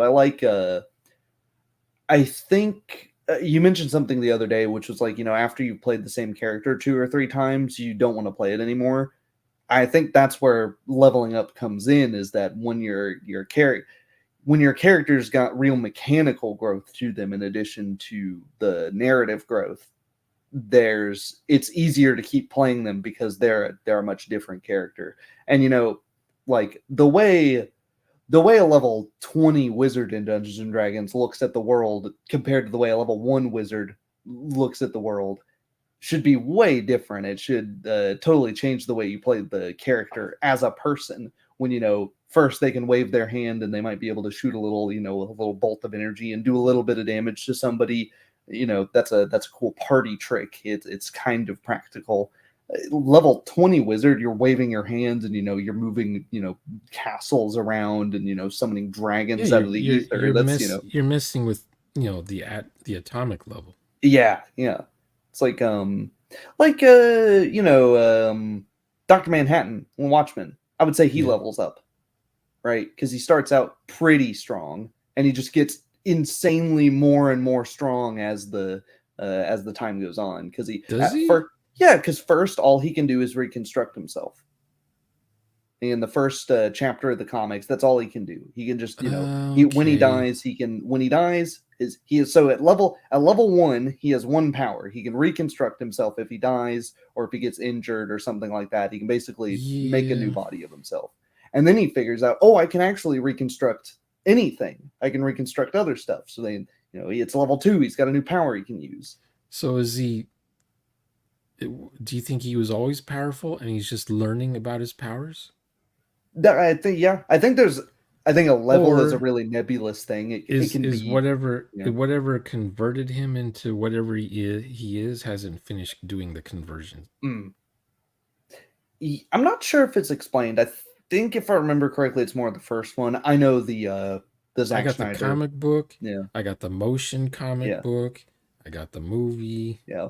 I know the movie and the comic books are a little different, especially the ending. I think the movie's ending is actually better than the comics ending, but Yeah, the book is more four color superhero stuff with the space monster. yeah, But aliens then the to show movie up. thought, let's not, Zack Snyder. He's like, I'm not Yeah, going to do the monster thing. yeah, That's dumb. yeah, We'll come up with a different villain, a yeah, different reason for the fight scene. yeah. Um, what about the other characters? Did they level up in that movie, or did they just had their abilities? I think they leveled down because I mean, most of them they become got older. they get old and They came out of mothballs. yeah. One Hey, of we're starting up the band again. yeah, That what's sort his of thing. face? The comedian gets his cape trapped in the revolving door, and then gets gunned down because he can't get his cape out of the door, and Yeah, I like the motion comic because that's mm, where it's just a animated Flash mm-hmm, movie kind of a thing. I wonder if I mm-hmm. could play that on this computer because you can't do Flash anymore apparently. You can get a standalone from Adobe. You have to go like deep into their website, and they don't. But yeah, you can get like the standalone. Uh, I'll have to try it. But mm-hmm. you would just say next and it would take you to the Yeah, next page, yeah, and each frame was animated. yeah. I remember those. Yeah. And I think there was a voice for each of the characters too, so you could read along or hear along or whatever. Mm. Drawn by the same guy that did the comic book. Mm-hmm. It's pretty cool. Yeah. But I'm still thinking about good. What good can video games bring to TTRPGs? But yeah, leveling up, I think there's a bad way to do leveling up because, it seems like every third person action game now is trying to add RPG elements, which is just level gating stuff by like, you can't use this sword until you're level 5. You put a point over, you leveled up, congrats. You can put a point and have your swords do 5% more damage, or you can have your maces do 5% more damage. And it's like, I don't care about like, that's not interesting. That's not, especially when I'm in a tabletop and I'm going to have to do, that's the equivalent of being like, congratulations, you get to do paperwork. I don't want to do that. Well, But if my okay, level like up is interesting and it changes how I play the character, that's good to me. Quake. Did you ever play Quake 2? Yeah, yeah. Did you play Half-Life? Mm-hmm. Okay. Does the character level up, do you think, in that game? Um, Without thinking. Don't think too hard. well, in Quake 2, you could argue it because you get power ups. You could flavor power ups as a level, but I guess they're mostly items. In Half-Life, they're Your your definitely items. your items just get better Yeah. Mm-hmm. or more cool to use or can do Yeah. the Mm-hmm. BFG. Mm. looks really cool to use. But in the newer Doom games, the level up system does change how you play the character because they've added you level up your equipment basically, um, Okay. and your character actually. You get because you get a So your that's shotgun gets better over yeah, time? you can either put a grenade launcher on it, or you can turn it into an automatic shotgun. You can get more suit mobility and move faster. You get more resistance to barrels exploding. I think that's all very. None of that necessarily drives the narrative of Doom because there isn't really a narrative of Doom. It's got a story, but it's Yeah, I think. not the Well, important part. I played Traveler. There's no leveling in Traveler. Some people Mhm. say, well, actually, if you spend 8 weeks focusing on a skill and you roll the dice, you might be able to improve that skill. Mhm. But Um, that's a cheat. To me, that just seems like a cheat because no one ever role plays you don't want doing any sort of to training. you don't want to role play sitting there in Skyrim at the forge making 100 daggers so your smithing goes Yeah, up.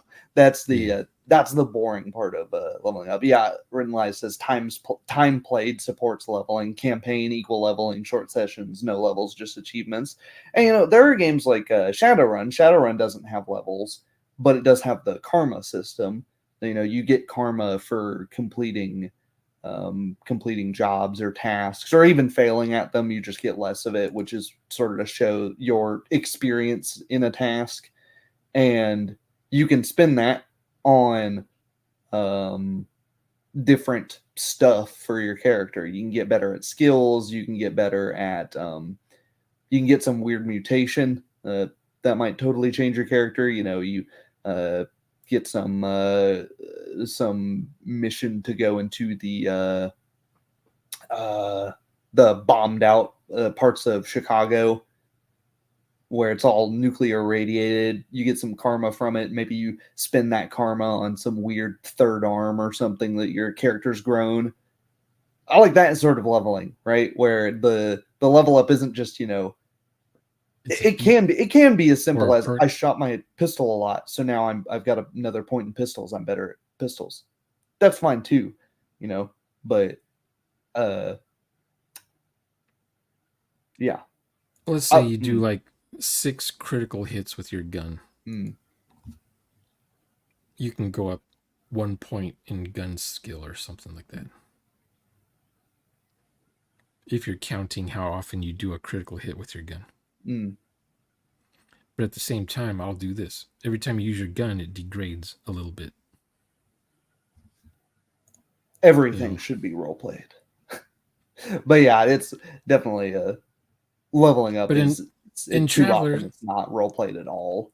Um, I don't think there's rules for getting promotions. hmm. It's just at the beginning of the game The when you're beginning of making the your game, character. whatever your character is at the beginning of the game, that's your character still. Uh, Years later, you're just I getting older. that sounds right. No one's Um. getting younger in Traveler. Oh yeah, yeah. That's yeah. You were a rookie cop, you're still a rookie cop. You're just Hmm. older. Yeah. Yeah. But there's no promotion. Like, let's say your character does something amazing.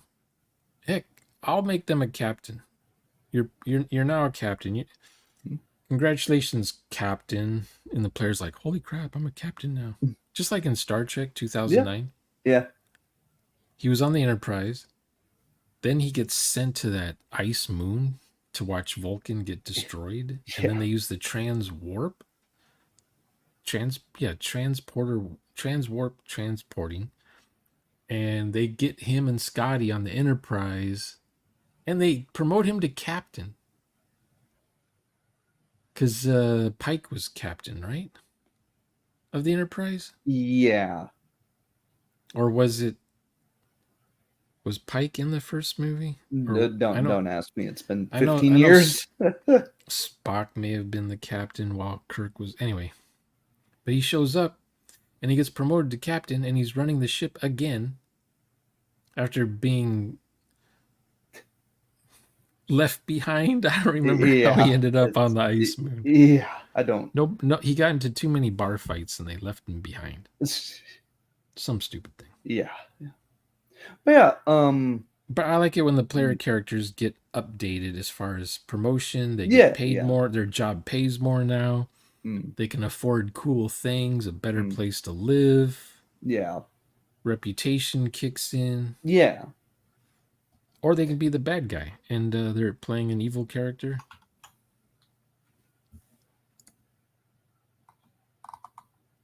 I don't want the characters to just be the same stagnant Yeah, yeah, exactly. That's episodic character.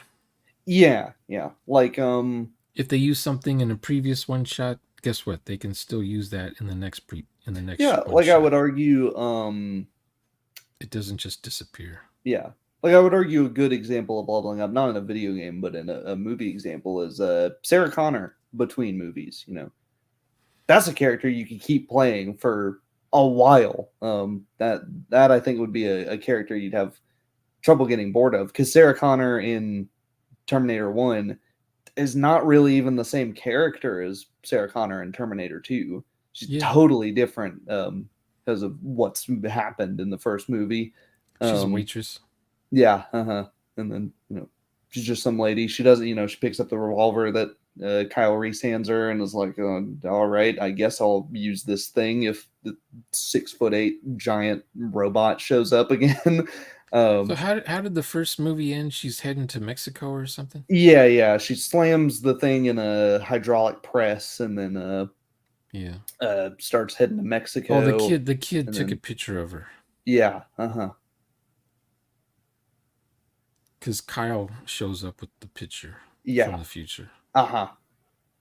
What And happens in the second movie? She's in an insane asylum or she's in an something? insane asylum because she's been like stockpiling illegal weapons on the border against the Judgment Day. And her kid Yep. says, "My mom's crazy." Yeah. And so CPS takes him away, puts him in a foster family, and then I don't know she's if I working like. out. She's leveling up her strength in the insane asylum. She's Yeah, I don't think I like the second movie because what? I waited how many years for that What? second movie? 7. I What? waited 7 years for that movie. It's so good though. I was so disappointed. Disappointed. They are totally different movies. I think if you're expecting like the Terminator 1's almost like a slasher movie. Well, it's like they In turned some the ways. second movie. Part of it is like comedy, too much comedy, maybe.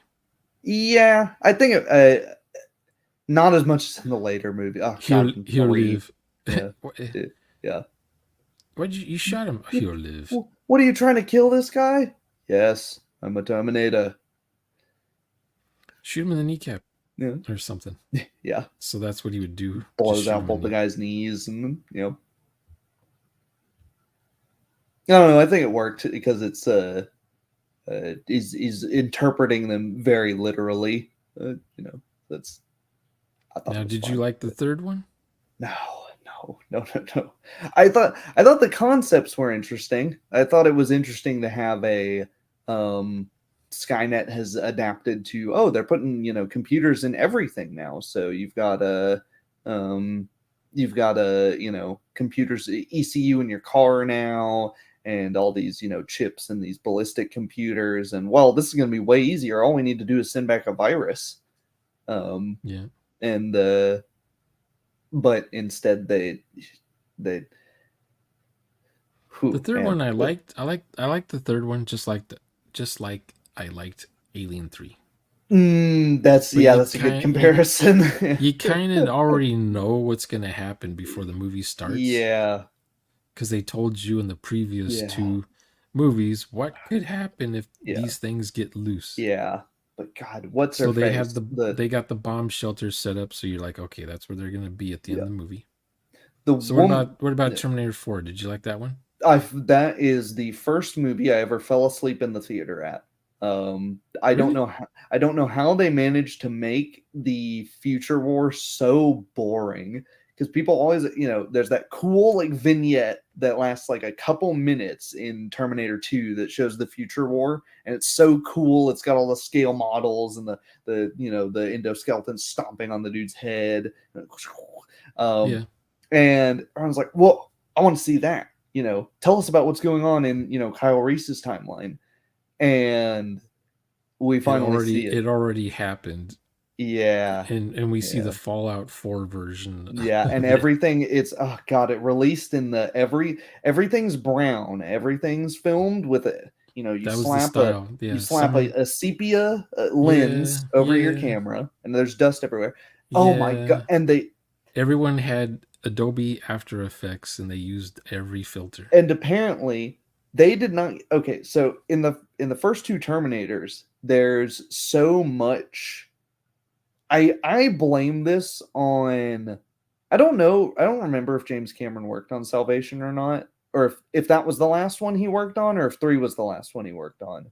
But and then he I think came back for he Dark did Fate. two. He did two, and then the last one, I think. Okay, yeah.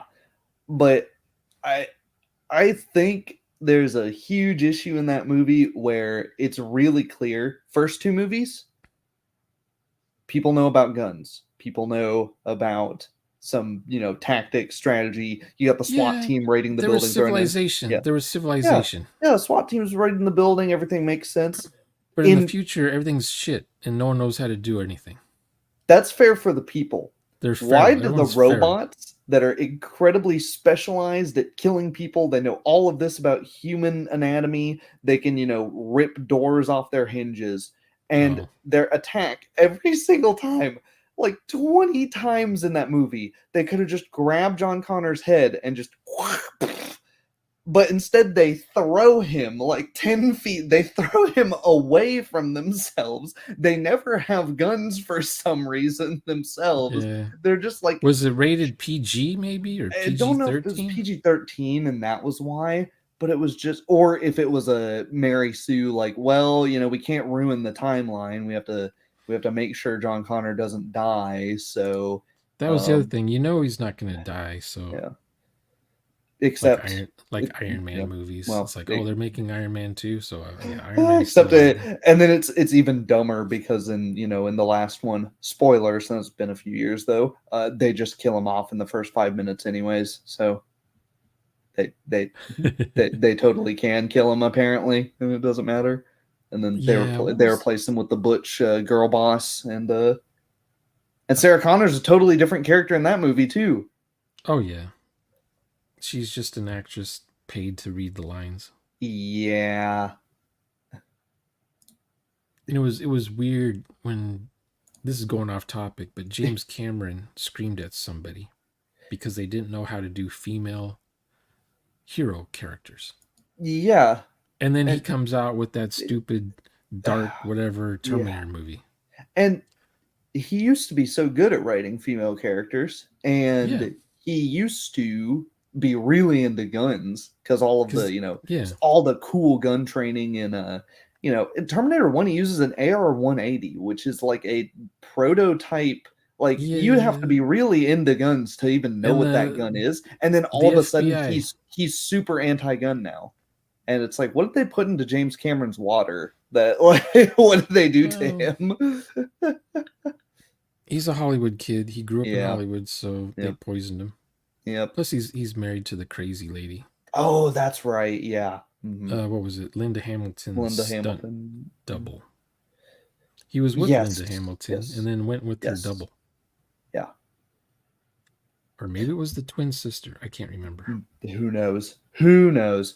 But yeah. Drugs Yeah. make you do crazy stuff. Yeah. So What was what's I the like topic Linda about? Hamilton. We're I on like leveling up, and then we got to Terminator. Yeah, good night RPG, Grandma. We're off the rails well, now.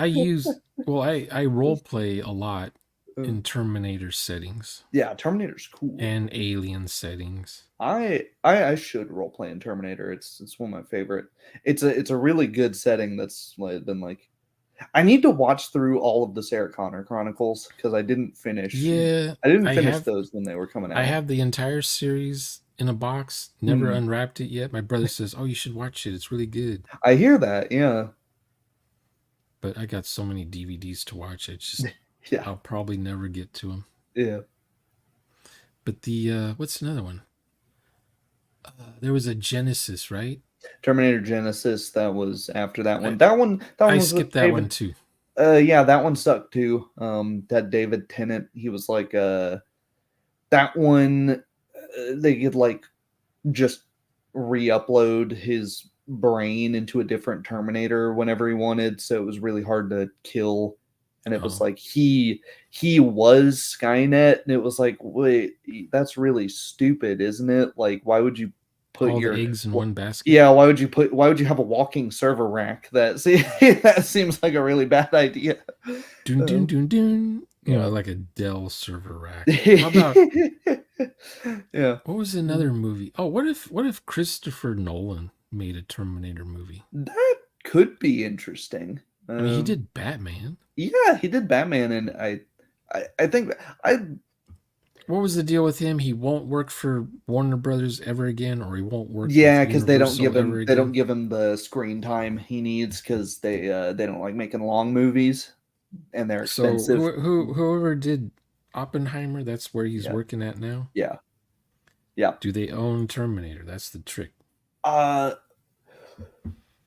was I can't remember. I know apparently with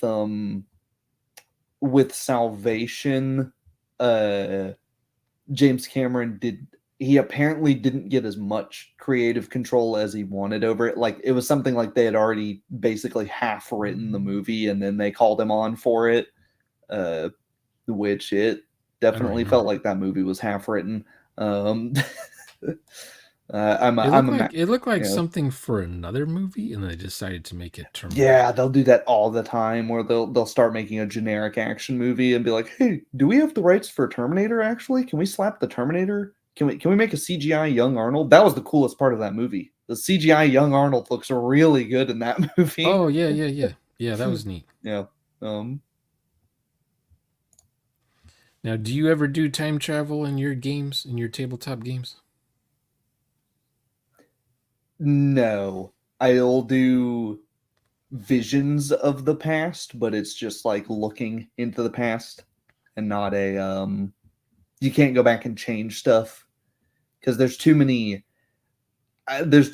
things to have to think about and go, oh crap, wouldn't that mean that this never happened? And then you have to, yeah, it's a whole Because mess I'll of do things. the I'd like to try it at some point, but every time I've thought about it in the past, I'm just like, man, I'd need that feels like somebody would do something and then I would have to go and stop while I figure out the ramifications of this for 30 minutes. here. Click on written lies thing about psionics. Ooh, I missed that. How would the psionics level up though? I mean, how would the parasite level up though? Ooh, not a parasite, but drugs. You've seen Akira, right? Yeah, And as he's with chomping. Kaneda and Yeah, Tetsudo. yeah. Tetsuo is, he's chomping down on the drugs. He's getting more and more psionic powers the more the drugs he takes, Kaneda. and yeah, Yeah, he's sitting in. Yeah, this stuff's stuff's levitating around him, and then the yeah, guards show up and yeah, he just goes and their yeah, guts go smearing. yeah. And then in the I saw that manga, I saw yeah, that movie in the theater, yeah. and all I really remember is when the guy says, "Welcome to the Olympics." They're I on don't the think I've heli. ever seen the English dub of it. I Okay, remember, yeah, it's production they're in IG, Legendary Animation. they're in the helicopter going Yep. towards the black dome thing. Yeah, that's right, because they've got like the Tokyo Olympics like being staged as, but it's not actually the Olympics. It's like a test ground for the psychic children uh So where did you program. see it? Where did you see it? Not in English, Huh? Oh, Blu-ray.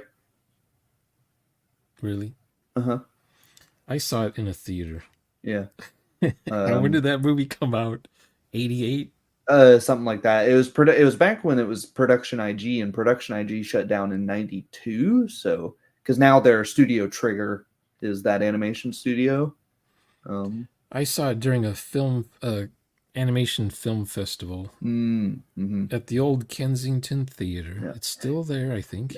Because actually, Every Friday and Saturday they had a Rocky Horror Picture Show, mhm, and there were but larpers. There were yeah. larpers there. Yeah, it took me a while to watch that one because I had read the manga and I was ready to be disappointed because it's the movie is so hyped up and I'm like, ah, no, but adaptations, they're never as good as the manga or the books. And Really? I Okay, was so like, you're oh. gonna read a book from right to left, Yeah. and then compare it to a movie that's 24 frames per second. Okay. Well, it's less that. It's more I'm comparing something that's like 3,000 pages to an hour and a half. And I'm like, really? Can they fit the whole thing in there? And they fit most of it in there. They only really cut stuff Well, that, imagine getting the comic book that's only like 40 pages. How can you tell a story in only 40 pages? yeah, very, Or very 40, intelligent 48, use of frames. 48 graphic. I think I have a graphic novel of it somewhere. Hmm. Very intelligent use of frames. But Yeah. most manga aren't that they aren't that short. Or it'll be a compilation and they'll have like a single chapter in Would a you month ever or role two. play in the Akira universe in a TTRPG? Yeah, I'm trying to think of how you. I think I would run that in Shadowrun. I think it's very Shadowrun because you've got the magic powers, right? But you've also got like the sci-fi stuff. You wouldn't use Trapper for that? I mean, you could, but I mean, Mongoose second edition. it, It's got the um, psionics. It's got yeah, the yeah, cybernetics. yeah, It's got the different tech levels, so you yeah. can do that. I don't know what tech level that was. Like Hmm. one up above us. Yeah, something I like think. that because they've got laser weaponry, but it's huge and it's not man portable, and they've got like the laser satellites. I don't know. I don't remember if Well, the laser satellites are in the in the movie. in the 80s, everyone thought Japan would just take over the United States. Yeah, Do you because remember that? they had their bubble economy. The Were you there? I Were wasn't. you there during Black Tuesday on a Uh, 1987? I wasn't there, but I am into Japanese culture enough to know the bubble economy. There was a song called "I'm Turning Japanese." I think I'm turning Japanese. Yep. In Yeah, and you '84, look at everyone for sure back in '84 yeah, thought this is it. yeah, Sony, everyone's going to be buying Sony home computers. yeah, IBM and Apple are going to and disappear. and It's going to just be Sony, Sony, Sony. yeah, and their hi-fi ads, all they had to say was "It's a Sony." That's that used to be their Yeah, tagline. It's like yeah. it spoke for itself. They still make solid audio equipment. It's just incomprehensibly named. Um, But yeah, there was something, I don't remember exactly what happened, but um, their inflation skyrate sky yeah, was, what they're do they called call it? the weird. They're living in what they call the lost decades, which have gone from like 95 to today, because they've just never recovered from the bubble economy collapsing. Yeah, they never did. Um, because well, it's because they put all of their eggs in the tech and car basket, and well, China and Taiwan ended up out competing them in tech. Uh, and they fell to a bunch of not made here fallacy, so they wouldn't for a really long time they would spend insane amounts of money on producing stuff natively, and you live on a tiny island nation. It's really expensive to set up big factories to pump out a bunch of VCR players and stuff. um, Yeah. it kind of makes sense to put those factories somewhere where there's more space for them. Yep. And now you got what? You got Korea. Yeah, South You know Korea's what? economy went crazy in the 90s. I think Korea is it's practically owned by Samsung. Yeah, Samsung and If you live in Korea, you're probably working for Samsung. Samsung or Daewoo. Daewoo makes cars, electronics, guns.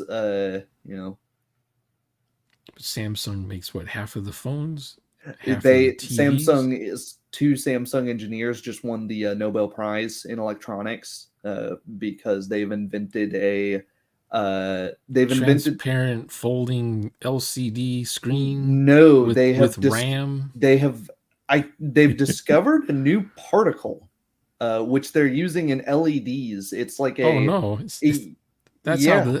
that's how humans die off. No, it's crazy because It's happening. they like immediately as soon as they won that Nobel Prize, they're like, there's monitors you can buy now that are using that technology where it's like there's like pixels that can exist in two different places at once. It's like full on quantum computing apparently. It's yeah, it's Make make a 100-inch TV, super thin, transparent, and your 2-year-old child walks through the thing. yeah. Comes out the other end. Nanobyte Yep. hell comes out the other end. Yeah, You don't even recognize your kid anymore. They're called quantum dots. Well, it's a good thing the dots don't have to travel that far from each other. Yeah. Okay, well that's safe. That seems safe, I suppose. Well, apparently they've been using them for 6 years, and they just didn't tell anybody what it was until they won the Nobel Prize earlier. It's top secret. Yeah. Now, would you use that in a game? Do you use technology in your games? Yeah, of course. What's the best technology from a video game? Ooh, that's tricky. What's the best ammo tracker technology in a video game, and would you use it at either in a VTT or a TTRPG? Huh.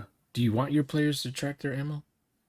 I have a mod for New Vegas that does this, and Metro and Escape from Tarkov both do this. I like not having a pop-up that says how much ammo you have. And what if it's just in the corner of your screen somewhere? That's fine, yeah. But I think it's much more interesting the way these games do it, where if you want to know how much ammo you have, you have to hit a button, you take your magazine out, you look, and then the pop-up comes out. And then you put the mag back in. And then oh man. So you don't how long before you get bored of that animation in your game? Well, it's not really, it's less that, it's more you get those cool moments where you go, did I fire 28 or 30 shots? I don't really know. I just sort of, and then you go click, click, and you're like, oh crap, and you're going as you're getting shot at, and now because you have nothing in the chamber, you got to rack the slides so that your reload's longer, and then Okay, so have you played all of the survival games? All of them? No, yeah, all of but them. 7 Days to Die, or let's see. I've played Rust, Escape from Tarkov. I guess you can say. I'm playing a game called Quasimorph right now. The Day After Tomorrow. I don't remember what it's called. It's interesting. You play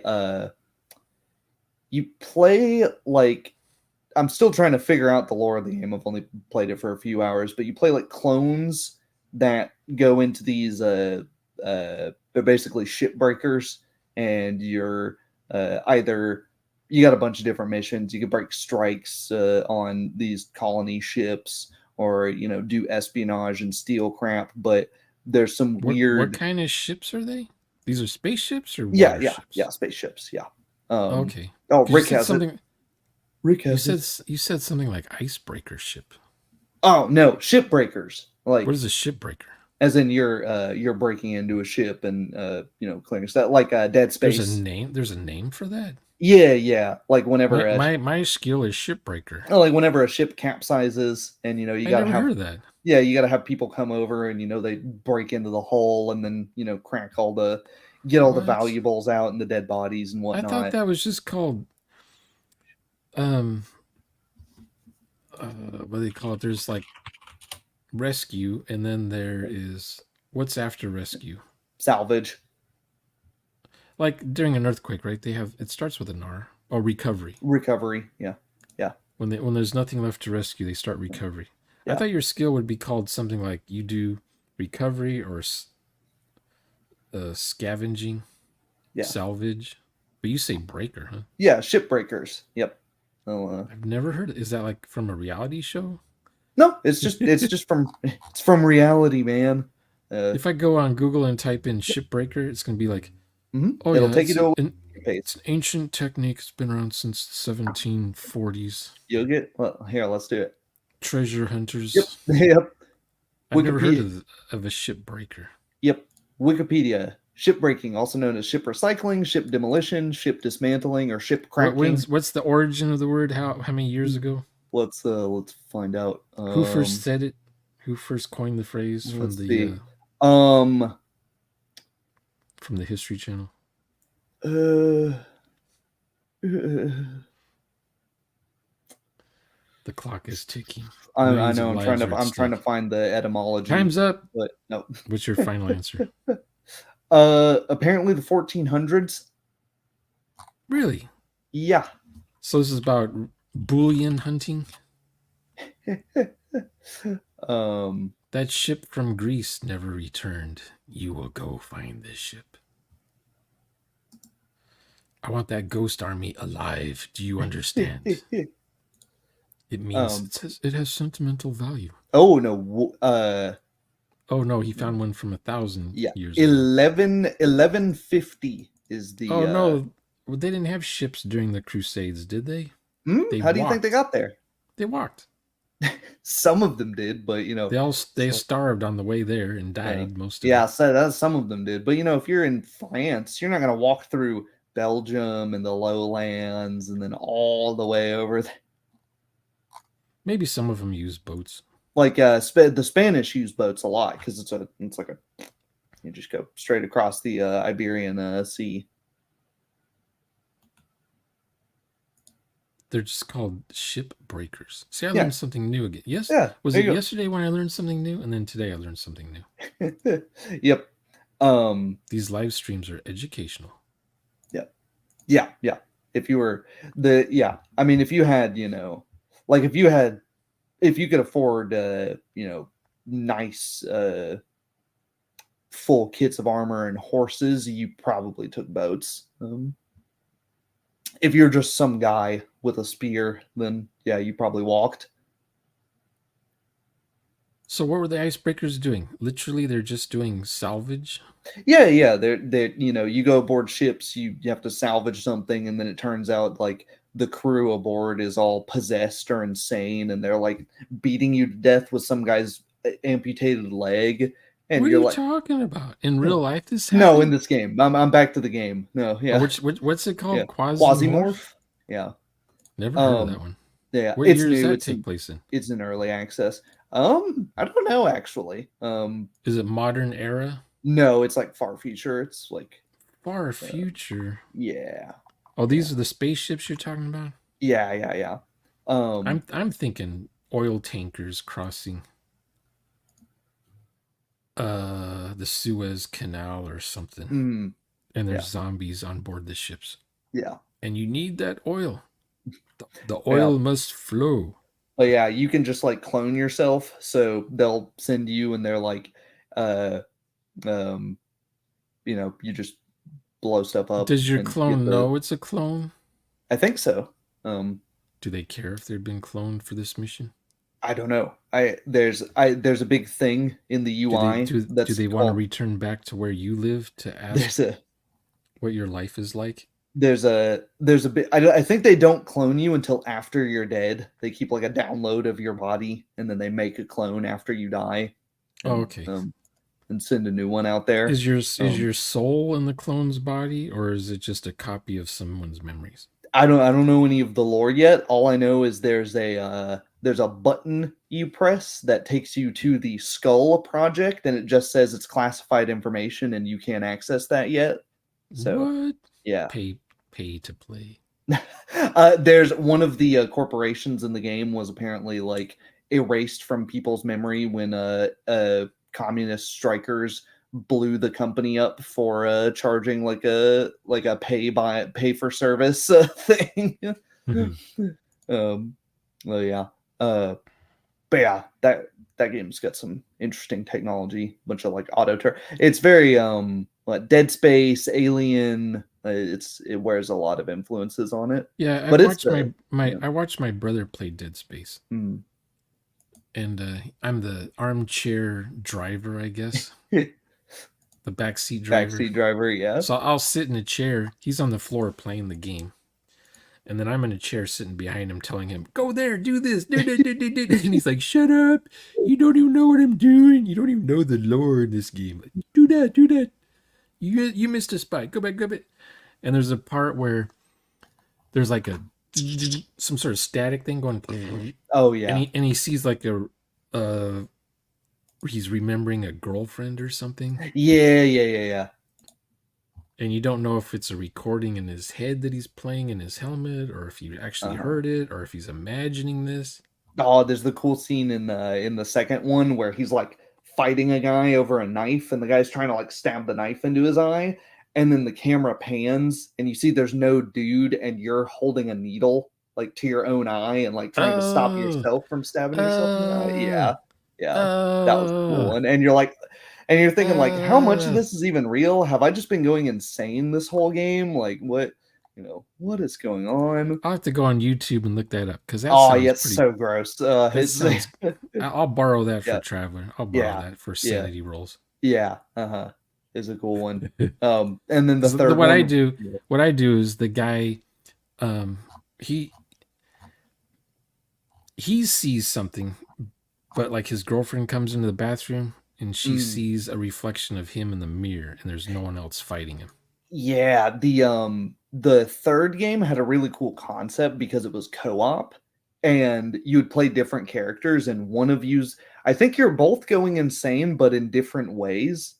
So the first time you play through that game, you're walking around and you're seeing totally different stuff than your friend playing on the other end is seeing, and so you're like, why aren't you shooting at it? You're like, what the hell are you shooting at, dude? And it's like, what are you talking about? You don't see this giant thing charging after us? And you're like, no.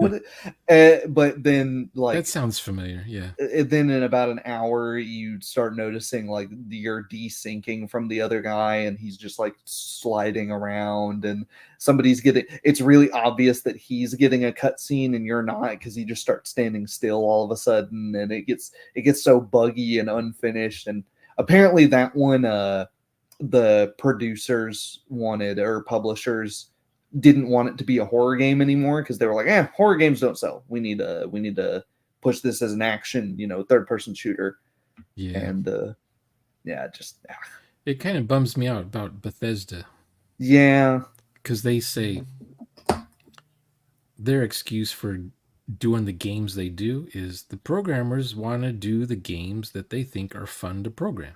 And no one at Bethesda thinks it's fun to program Elder Scroll games anymore. They're tired of doing Elder Scroll games. Well, They want I to do feel like something else.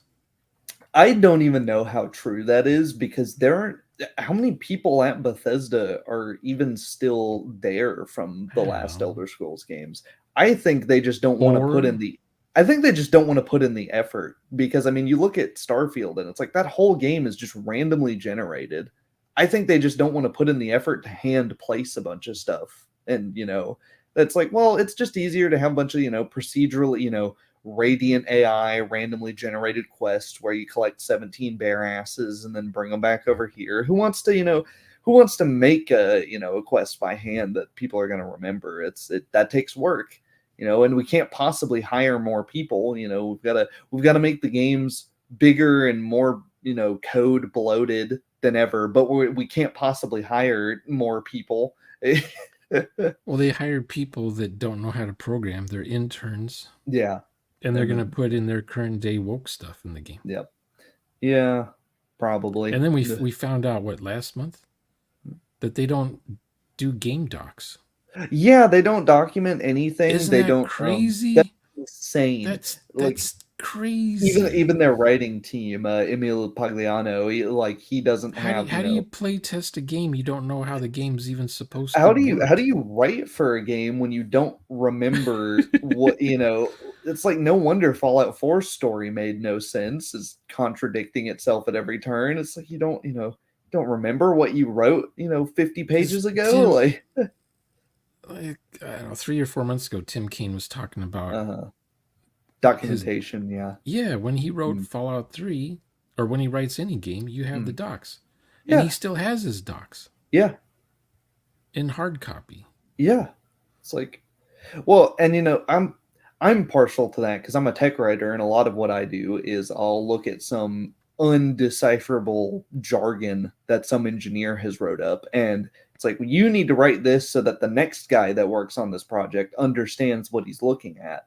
And there's Yeah, so many companies that are just like, the culture of like a writing degree. What are you going to do with that? That's useless. And it's like they'll fight. Whirlpool fired all of its draftsmen years ago, and my who did? father, huh?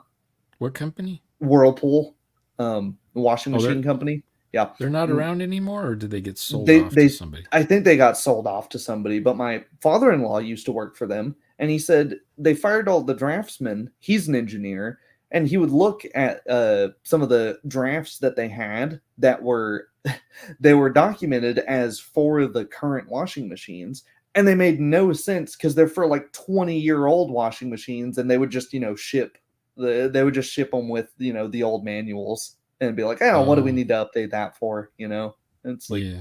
you can't that stuff stacks up. You can't. No serviceable parts anyway, so Yeah. Oh God. the Yeah. service guide thing's not going to help, even if they Yeah. do look at it. Yeah. But you look at like I have my old JVC hi-fi player. There's a whole, you can see what capacitor goes where. Oh This is yeah, for you the got the radio circuit. transistor. You have the Yeah, circuit board. yeah. And they just tell you like, hey, don't operate on it unless you're a licensed, service uh servicer or technician. Yeah, But you can. They'll just like don't only mess with it if you know what you're doing. here's where you do Yep. check for ground. Here's Yep. where you check for 12 volts, Yep. 5 volts, whatever. This is it. This slot's not used in the 240-volt model or whatever. Yeah. 'Cause, but in modern stuff, it's like you crack it open and you're like, what the hell am I even looking at? And your warranty's void, and you've probably broken half the things off in it. Yeah, like my new computer, it's got a motherboard. It's the tiniest motherboard I've ever seen. And It's a micro AT. you need a magnifying glass to even see Oh what God, what chips are. I built a computer recently and had the power on off pins, the little Yeah, individual ones. yeah, And I don't know, on that computer, it was just biggest pain. They did not want to line up at all because you get everything in there. And on some of these new computers, especially with how huge graphics cards are getting now, you feel like you need 7 hands to try and, maneuver stuff in there. oh yeah, yep. Yeah. Well, I, I got to get going. Yeah, I was about to say, I think we're way off topic now. I Yeah. think we covered that one pretty thoroughly in our rambling roundabout way. Thanks everybody for watching. Thanks everybody who catches it after the fact. Yeah, I'll see you guys some other time. See you See ya. later.